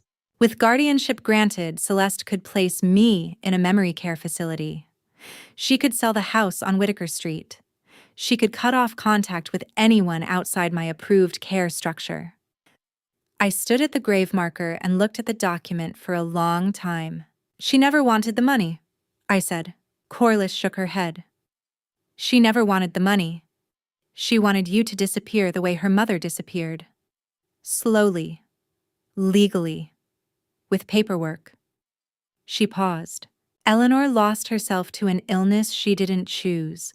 Celeste wanted you to lose yourself the same way your voice, your home, your right to decide anything about your own life. In a way that would look from the outside like medicine. I folded the photocopy and put it in my coat pocket. We have until Friday, I said. We have until Thursday, Corliss said. Celeste will check the observation notebook tonight. She'll see marks from the photographing I couldn't avoid leaving them. When she finds that, she'll know someone has been inside it. She'll move faster. The fog had thickened over the old stones, the particular savanna fog that doesn't pass through, but settles as though it has always been there. I thought of Hargrove. The lab results due tomorrow. The sealed envelope still in the kitchen drawer. Then we start today, I said. What Corliss told me in that cemetery had rearranged everything I thought I understood about what was happening in my own house. I had believed this was about property, about paperwork, about the ordinary cruelty of greed. It was not those things. It was about a little girl who had stood at the bottom of a staircase and watched her mother fall, and who had spent the next 30 years building the only explanation she could live with. And now she was preparing to make me disappear into paperwork, the way Eleanor had disappeared into illness. Unless I moved first. I called Marvella from the car. She picked up on the second ring. I told her where I was going and why. When I finished, she said, "Do you need me there?" "Not yet. Stay close to your phone." "I haven't moved from the kitchen," she said. I parked on Bull Street at 8:28. Hargrove was at his desk when his assistant showed me in. I put 3 things in front of him. The envelope Corliss had given me in the cemetery photographs of every page of Celeste's black observation notebook, dated entries from May through early November. The photocopied emergency guardianship petition from Chatham County Superior Court hearing date Friday at 10, and my phone video cued to the 4-minute mark. He watched the clip without expression. He read through 3 pages of notebook entries with unhurried attention. Then he said, "The lab results came in this morning, earlier than I expected." He turned his legal pad toward me. The toxicology panel had found 2 compounds in both the T sample and the tablet residue, a benzodiazepine consistent with low-dose anxiolytic prescriptions, and an anticholinergic agent used in anxiety and sleep protocols. Individually, either compound in low doses produces mild sedation and short-term memory impairment. Together, administered daily over months, the panel noted consistent with progressive cognitive symptoms mimicking early-stage dementia. Both compounds appeared in the prescribing records of Dr. Celeste Marsh's clinic. She had used medications she had professional access to. She had dosed them precisely enough to stay below any threshold that would trigger a wellness check. 6 months. What does this mean legally? I asked.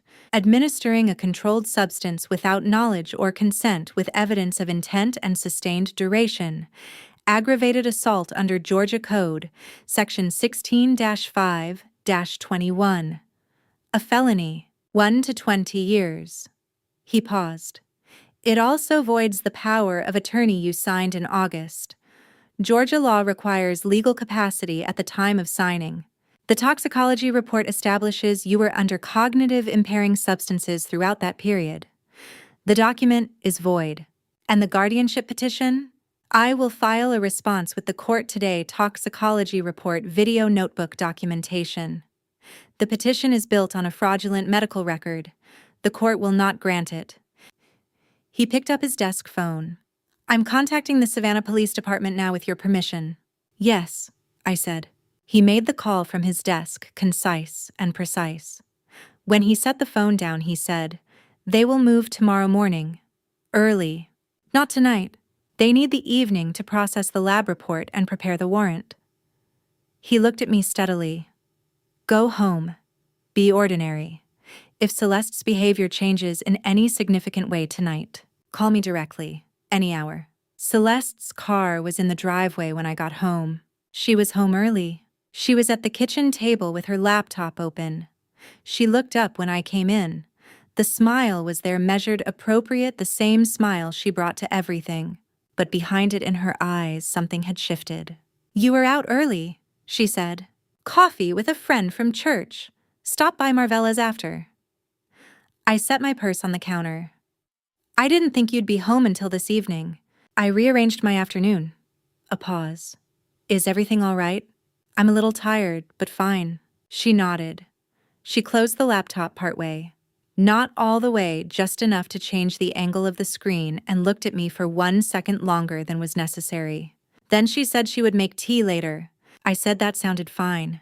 I went to the living room and sat by the window and kept my breathing even and my hands still.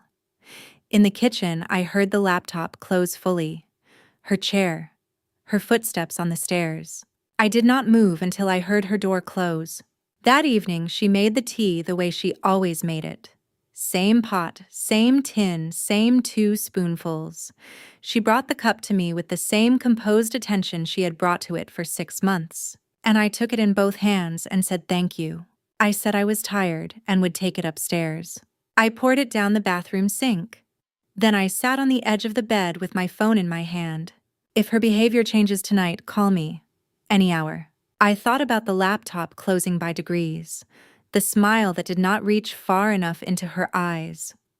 1 second too long across the kitchen table.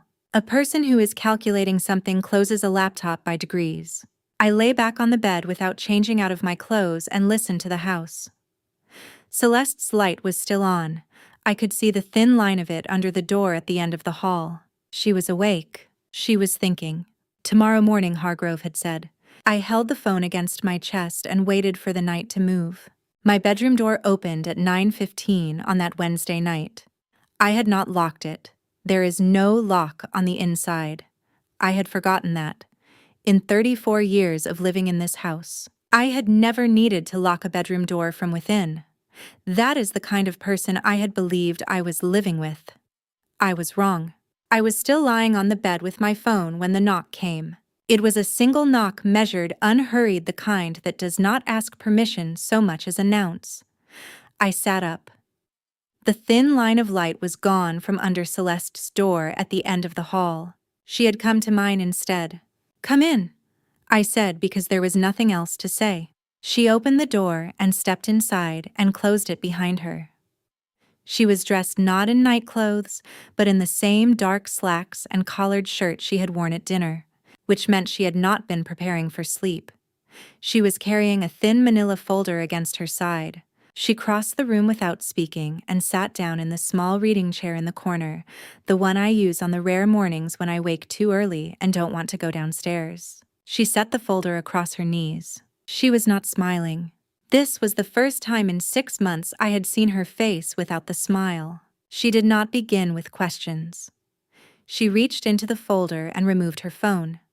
Her personal phone, not the work one, and held the screen toward me. It was a photograph. Timestamp Wednesday, 6:59 a.m. A street-level camera angle slightly elevated the kind of image that comes from a residential security camera mounted above a doorway or gate. In the frame, the Abercorn Street sidewalk, the iron gate of Colonial Park Cemetery, and a woman in a gray wool coat walking through it. Me. "I have a camera at the corner," she said. "I had it installed in September. I was concerned about your safety wandering disorientation. Those are common with your stage of progression." She set the phone on the edge of the bed between us. "Who did you meet there?" I looked at the photograph for a moment. Then I looked at her. "I went for a walk," I said. "I've been sleeping poorly. The morning air helps. At a cemetery." Her voice was even, not angry, precise. The way she spoke when she was working, when she was in the mode of clinical assessment rather than domestic conversation.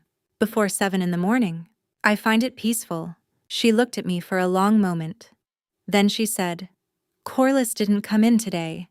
She's not answering her phone." She paused one beat. And you were at Colonial Park Cemetery at 7 o'clock this morning. Another pause. I think we're past pretending. Don't you, both of us? The room was quiet. Outside, rain had begun, a light November rain, the kind that arrives without announcement in Savannah and settles in for the night. I could hear it against the window glass and on the roof above us. I did not say anything. She stood crossed back to the door and opened it.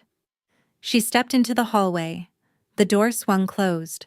I heard the sound I had not heard before, had never had reason to listen for, a small solid click from the exterior hardware. The passage lock on the outside of the door, the original Victorian ironwork that had come with the house when Clifford bought it in 1990, engaging from the hallway side. I got up and tried the handle. It did not move. I looked at the exterior hardware, the original Victorian passage lock that had come with the house, the kind with a thumb turn on the outside. It had always been there. The coat hook Clifford mounted on the back of the door in 2003 had covered it from view for 20 years. I had simply never had a reason to look. I set the handle down. I stood in the middle of my bedroom in my house on Whitaker Street, the house where I had lived for 34 years, the house where I had made 10,000 meals and marked 10,000 mornings and sat beside Clifford for 25 years and watched the garden change through every season, and I listened to what was happening on the other side of the door. Her voice lowered but not inaudible through the old plaster walls and hollow core door. It has to be tonight, not Friday. If she's spoken to someone, we need to file the emergency amendment before morning. A pause while the other party spoke. The notebook is compromised. I found the marks last night. Someone photographed every page. Another pause. I know, but the hearing is at 10 Friday, and I need the supplemental documentation filed by 6 a.m. That means we move now. I stood and listened to my daughter make the arrangements to erase me. The rain came down steadily on the roof. It was the same roof I had watched repairs done on in 2008 and 2017. The same roof Clifford had climbed onto once in 1994 to clear a blocked gutter, despite my telling him not to, the same roof that had been over my head every night for 3 decades. It sounded ordinary. It sounded exactly like rain on a November night, which is what it was. And the ordinariness of it, the fact that the world outside was entirely unchanged, while the world inside had arrived at this particular moment, was something I could not have prepared for. I went to the nightstand. The sealed envelope was there. I had moved it from the kitchen drawer on Monday evening, the same evening I decided I would not drink the tea anymore. The same evening, I understood that keeping it downstairs where Celeste came and went freely was no longer something I was comfortable with. It had been in the nightstand drawer since then, under the small notebook I keep there, and the reading glasses I rarely use. I took it out. The outer envelope. The small sealed inner envelope with those words on the front: open only when your daughter is in the room with you. Celeste was not in the room. She was on the other side of a locked door making phone calls to accelerate the legal machinery she had been building for 6 months. But she was in the house, in the hall, 10 feet from where I stood. I had carried this envelope for 6 days without opening it. I had followed the instruction carefully and exactly the way Eleanor had intended it, waiting for the moment that would be right, waiting for the moment that Odessa had waited 20 years to deliver it for. I thought about what Odessa had said in the cemetery parking lot. She won't be able to hear it until she does. This was the moment, not the one I would have chosen, but the one that had arrived. I sat down on the edge of the bed with the envelope in my hands. The rain came down on the roof. On the other side of the door, Celeste's voice continued low and methodical, arranging the paperwork of my disappearance. I opened the envelope. Eleanor, I thought. This is the moment you were waiting for. The envelope held 2 things. The first was a letter 4 pages small, careful handwriting, the handwriting of someone who chose each word slowly and meant every one of them. The second was a photograph slightly out of focus of a woman I had not seen a picture of in 20 years. Eleanor, She was sitting in a hospital garden, squinting against the light, almost smiling. She looked tired. She looked like someone who had been carrying something very heavy for a very long time. I recognized that look. The rain had grown heavier. Below me, Celeste's voice had been moving from room to room, the low, controlled tones of someone conducting business, and then it stopped. The house was quiet except for the rain. I turned on the reading lamp, set the photograph on the pillow beside me, and unfolded the letter. The date at the top was 3 weeks before Eleanor died. She had written from a facility in Augusta, somewhere Clifford had arranged in her final month. I had not known she was lucid enough in those last weeks to write 4 pages of careful prose. I had carried a picture of Eleanor's ending that was, I now understood, incomplete. She began without preface. I have been sick since I was 19 years old. I did not always know what to call it. For a long time I called it weather. My moods had the quality of weather arriving without invitation. It was not until I was 23 that a doctor used the words bipolar disorder in a sentence that was about me. Clifford knew from the beginning. He chose to know, and he chose to stay. Celeste came into the world in a good year. I was present. I was her mother. Those years were real. The years that came after were also real. The illness was real, and the dark periods were real. I am not asking anyone to forgive that. I am only asking that you understand it. She wrote about the darkness. In the worst periods I made plans. I will not describe them in detail. I will only say that the night in February was not the first time I had stood somewhere high and looked down. It was the first time someone else was there. I read that paragraph twice. Then I kept reading. I want to describe what happened as clearly as I can, because I understand that there is a child who saw something that night and was left alone to make sense of it. I was on the railing. When the woman spoke my name, I turned. And when I let go of the post, I did not let go because she frightened me. I let go because in that moment the part of me still capable of rational thought understood that the drop was the faster thing, and I had already decided. She reached for me. I felt her hand on my arm. I know what a hand that wants to harm feels like. I had imagined those hands often enough in my darkest periods. That was not what this was. This was a hand trying to keep me from going. I fell. She did not push me. That is the truth. I am writing it here because I want it to exist somewhere outside of my own memory, which I can no longer fully trust. I sat with those words. She did not push me until they became something I could hold without shaking. The 4th page was different. The handwriting changed, more deliberate, each letter formed with additional care. It was addressed to Celeste. My Celeste, I need to tell you something, and I need you to hear it as clearly as I can say it. The woman on the landing did not push me. I let go. It was my choice, and mine alone, the choice of a mind that was not able in that particular moment to find its way back to the life it had. You were 7 years old. You saw what you saw from where you were standing, and no one sat down with you afterward and told you what you had missed. I am sorry for the silence that followed, for all the years of explanation that never came. The woman on the landing has spent 20 years living with what she could not prevent. Please do not spend 20 more punishing her for a story that was never true. I am asking you from wherever I am now to put it down. Not for her, for yourself. Because I know what it costs to carry something that heavy for that long. I love you. I have always loved you. That was never the weather. That was always mine. Eleanor. I folded the letter slowly along its original creases and set it on the pillow beside the photograph. Below me, the house was entirely quiet. Celeste had stilled into the silence of someone who had finished what she set out to do and settled into waiting. We were both waiting, on opposite sides of a locked door in the same house in the same November rain. I looked at the letter. Then I looked at the locked door. There was one thing left to do, and I had one night to find a way to do it. Clifford had said, "I've taken care of it." Clifford did not say things he did not mean. He had gone to Hargrove. He had gone to Marvella. He had left names in the right places for the right people. He was a careful man who prepared for possibilities he hoped would never become realities. He had also been in this room. He had sat in the reading chair in the corner. He had been a man who, when he had something important to keep, kept it where it would be found. I stood up. I began moving through my bedroom slowly and quietly.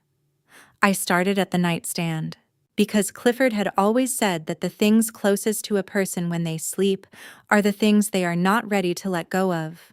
I found it at 11 o'clock that night in the bottom drawer of the bedside table beneath a spare blanket I had never once used. A dark green journal, the same shade as every journal Clifford had kept since the 1st January of our marriage. I had always assumed the last one went with him. I was wrong. The cover was worn at the corners. His name was not on it. I turned it over in my hands before opening it, listening to the rain thin against the window. The house was quiet. No signal on my phone. Wi-Fi cut sometime after 9 doors still locked from the outside. There was nothing left to do but read. The early pages were ordinary grocery lists, a note about a loose gutter bracket, a reminder to call the insurance agent. Clifford always wrote the mundane alongside the important. He believed the texture of a life was in its small obligations, but the final pages were different. The handwriting was slower, each letter placed rather than written. The hand of a man who knew he was writing for someone who would read it without him there to explain. The first passage was dated September 14th, 2023. 11 days before his stroke. Winnie, if you are reading this, something has happened, and I was not able to tell you in person. I have been trying to find the right moment for 2 years. I do not think it was ever going to arrive on its own, so I am leaving it here instead. Celeste found Eleanor's file in November 2022. The hospital's records office called me. She had listed me as next of kin on her original intake forms, and they notified me when a secondary request was filed. She had contacted the hospital directly and received the records within a week. I drove to her office twice and sat in the parking lot. I never went in. I am not telling you this so that you will feel guilty for the promise you made me. I am telling you because she has been carrying a version of events that is not true. And because I was too afraid to correct it while I was alive, I am asking you to do what I could not. The letter from Eleanor is in the envelope Odessa is keeping. I have spoken to Hargrove. He knows what to do with the legal side. You will not be asked to manage that alone. There is only one thing I am asking of you. Give Celeste the letter, not the file, not an explanation, not an apology, only the letter in her hands when she is ready to hold it. That is all I ever wanted for her, the truth in a voice she cannot argue with. I love you, Winnie. I have loved you since the first Thursday in October when you laughed at something I said in the second-floor hallway, and I thought, that is the sound I want in this house for the rest of my life. You have been exactly that. See, I set the page down. I could hear the last of the rain moving through the gutters, the same gutters Clifford had climbed a ladder to clear in October 1994, while I stood on the lawn telling him he was too old for ladders. He had laughed and said he was 53, not ancient, kissed me on the forehead, and gone back up anyway. I sat with that for a moment. Then I turned to the second passage. It had no date, written on the last ruled page in a hand even slower than the first. For Celeste, I do not know if you will ever read this. Your mother will decide that.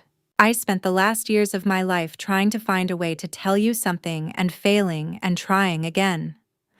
I am not a man who says the important things easily. You know that.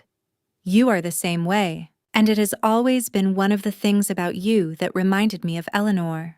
She was ill for a long time before that February. Not broken ill. There is a difference. She loved you with the whole of what she had.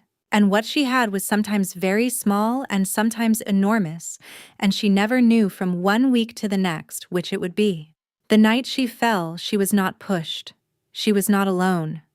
Someone tried to keep her and could not, and has carried that without complaint for 20 years. I am asking you not to forgive. Forgiveness is yours to give or keep, but to consider that the story you have been living inside is not the only story there is. Eleanor left you a letter. 4 pages in her own hand. Read it when you can bear to.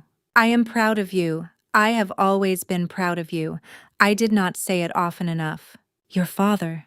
I closed the journal and placed it beside Eleanor's 4 pages on the pillow, the 2 things Clifford had prepared side by side on the white cotton waiting. He had known the shape of what was coming the way a careful man knows a storm by reading the sky, by checking the latches, by leaving what is necessary where it will be found. I had not understood. That last clear night when he held my hand and said, "I've taken care of it," how large the word it was. I understood now. I lay in the dark and thought of a little girl in a white nightgown standing at the end of a hallway seeing something she could not yet understand, and spending 30 years building an explanation to hold the shape of what she had lost. 3 promises had been made in this house mine, Clifford's, Eleanor's, all of them, in their separate ways trying to take care of her. Perhaps that was the truest thing I could say about any of us. At 6:15 in the morning, I heard a key in the front door. Not Celeste's key. Hers had a slight catch in the mechanism that Clifford had meant to fix and never had. This entered cleanly. Then Corliss's voice, low and steady. Then Hargrove's older and unhurried saying my name, once the way a man announces something that has been a long time coming.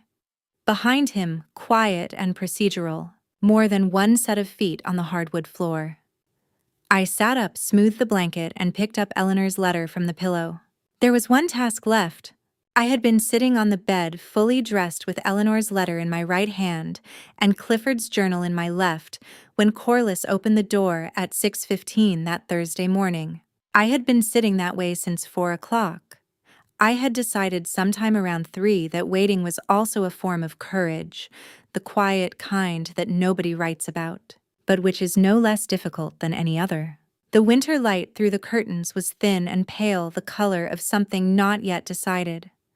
I heard the key, before I heard anything else, clean in the lock, the way Corliss's key always entered, and then the door swung open and she stood in the frame with the hallway behind her and behind her on the staircase. Hargrove's broad dark coat and the uniform shape of Deputy Forsyth, who held his hat in both hands and did not speak.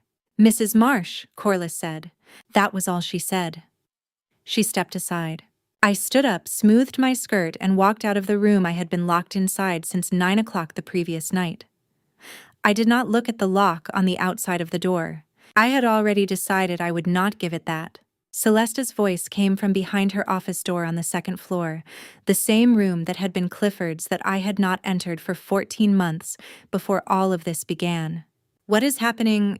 Her voice was controlled, clinical.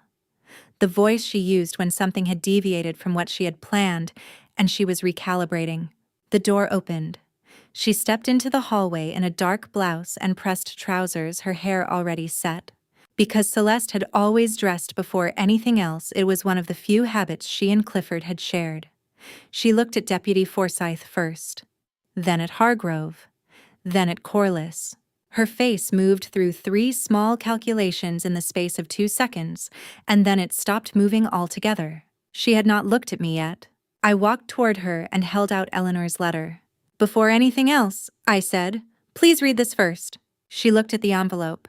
I watched her eyes stop on the handwriting, not Odessa's name, which she would not have known, but the particular formality of the script. The careful loops of a woman trained to write legibly for medical records, for care notes, for the kind of documents that outlast the people they describe. Celeste had read Eleanor's hospital file in November 2022. She had read whatever was written in those pages in whatever hand had written it. Something in the script on this envelope placed her, I think, back in that moment. She took the envelope. She did not open it immediately. She turned it over once the way I had turned Clifford's journal over in my hands the night before. Then she slid a finger beneath the flap and opened it carefully, not tearing, not rushing, and removed the 4 handwritten pages and the photograph. She looked at the photograph for a long time. Eleanor in a hospital garden squinting into afternoon light, almost smiling tired in the way of someone who has been ill for a long time and has made a kind of peace with it. I had looked at that photograph for 20 years in my memory and never once seen peace in it.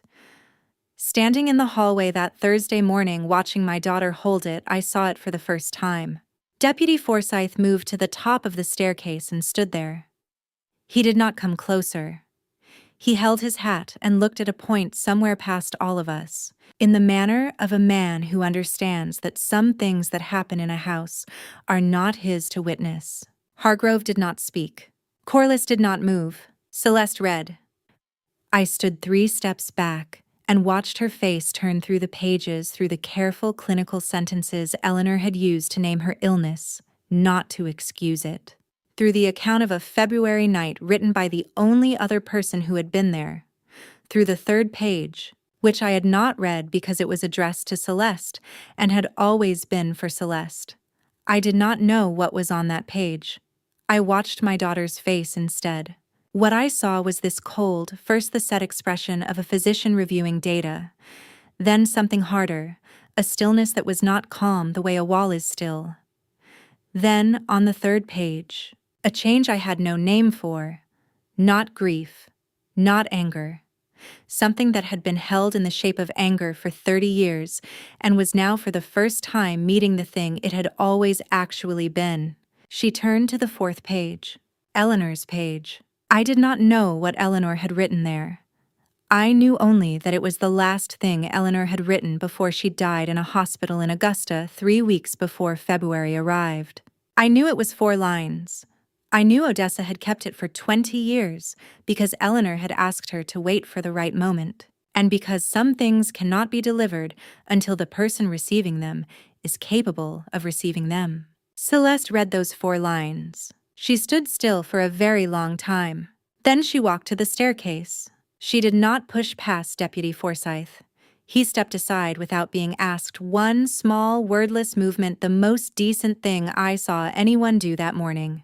She walked past him and sat down on the 3rd step from the top beside the railing on the 2nd floor landing. The same railing, the same worn oak post at the corner, the same 12 feet of open air beneath it that I had been unable to look at directly for 20 years. She sat down there on that step and put her face in her hands, and she wept, the way a 7-year-old child weeps without control, without shame, without any of the architecture a person builds around themselves in the 30 years between that age and this one. The kind of weeping that is not about what is happening now, but about everything that was never allowed to happen then. The long, accumulated grief of a little girl who had stood at the end of a hallway in a white nightgown and seen something she could not understand and had been left, through no one's malice and everyone's fear, to understand it alone. I did not go to her. I stood at the top of the staircase and I watched because watching was what she needed from me in that moment. Not comfort, not explanation, only witness. Deputy Forsyth waited. Hargrove waited. Corliss waited. I waited. All of us stood in the hallway of that house on Whitaker Street and gave Celeste the one thing she had not been given in 30 years' time. Time to sit with a truth she had always known but refused, and which now finally she could no longer refuse. When she looked up, her face was not the face of the woman who had locked my door the night before. It was older, and for the first time since she was 7 years old, it had no defenses left at all. I will tell you what happened after that morning the way Clifford would have told it clearly without ornament in the order it occurred. He was not a man who decorated things. And the truth of what happened next is this: things were not resolved the way they are in stories. They were resolved the way they are in life, slowly, incompletely, and with a great deal of paperwork. Celeste was arrested at 7:40 that Thursday morning. She did not resist. At the front door she said only, "I need my coat." Corliss retrieved it from the hall closet and handed it to her. That was the last thing Corliss did in that house. The charges were filed under Georgia Code Section 16-5-21, aggravated assault of felony, administering a controlled substance without consent over a sustained period. By noon, the same day, the court invalidated the power of attorney I had signed in August. The guardianship petition was dismissed the following morning. The Friday hearing never took place. Celeste cooperated fully, every file, every notebook, every prescription record without being asked twice. The mitigating factors were substantial: no prior record, full cooperation, and no actual financial harm to me since the POA had been voided before use, and Cordelia's money had gone by Cordelia's own will to the Eleanor Foundation.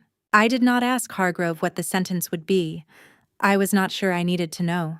In December, Hargrove called us both to Bull Street. Clifford had established a trust in the spring of 2023, $2,400,000. Show dispersible only upon joint signature before Hargrove and 2 witnesses. The forfeiture clause covered homicide or direct financial harm only. Neither had occurred. The Slayer rule did not apply. Clifford had died of a stroke. The trust was intact. Celeste asked, "Did he know I would do this?" Hargrove said, "He knew it was possible. He also believed you were worth more than what you almost became." Neither of us spoke for a long moment after that. Spring in Savannah arrives in a single week when the azaleas open all at once. We went to Bonaventure on a Saturday morning, pink blooms along the central path, Marvella driving Hargrove at the gate. I placed wildflowers from the Whitaker Street garden at Eleanor's stone. Celeste stood beside me in silence, then said, "I knew. When I found her file in 2022, I knew she had been ill, but I had spent 30 years believing something else and I didn't know how to put it down." I put my hand on her shoulder. She did not move away. Across the path at Cordelia Voss's grave, Odessa appeared in her moss-green coat, placed white flowers, looked across toward me, nodded once, and walked away along the azalea path until I could no longer see her. We signed the trust documents on the hood of Marvella's car in the parking lot, Hargrove and Marvella as witnesses, no speeches, Hargrove filing by Monday. That afternoon, I drove home alone on Whitaker Street. When I went inside and turned on the hallway light, I stood there for a moment. Clifford had always left that light on for me when I came home after dark. I had left it on every night since he died, not out of habit, but because it felt wrong to come back in darkness to a house he had filled with light. That evening, I left it on again. And for the first time in a very long time, standing in the hallway of the house I had lived in for 34 years, with Eleanor's letter folded in my coat pocket and Clifford's journal on the nightstand upstairs, the feeling was less like grief and more like something else. Something I did not quite have a word for, but I think Clifford would have. Looking back at everything that happened in this house on Whitaker Street, I keep returning to what Reverend Caulfield said that Sunday morning: "The truth will set you free, but first, it will make you deeply uncomfortable." I didn't understand those words until I was sitting alone in my kitchen at 9 o'clock with 12 pages of someone else's medical file and a cup of tea draining into the sink. This is my family drama story. I trusted too easily. I mistook obligation for love. I signed papers I should not have signed. So if you take anything from this, don't be like me. Don't wait for the teacup to spill before you start asking questions. The family revenge stories that hurt the most don't begin with hatred. They begin with a 7-year-old child standing in a dark hallway seeing something no one ever stopped to explain. These family drama stories and family revenge stories are not just about betrayal. They are about what happens when grief goes unanswered for 30 years. If this story moved, you leave a comment, share it with someone who needs to hear it today, and subscribe so we never miss each other again. Thank you for staying until the very end. It means more than you know. The stories ahead contain fictional elements created purely for reflection and education. If this content isn't right for you right now, that's okay. Step away, find what fits, and come back when you're ready. Alright, that's the story. Thanks for sticking around. I will see you in the next time.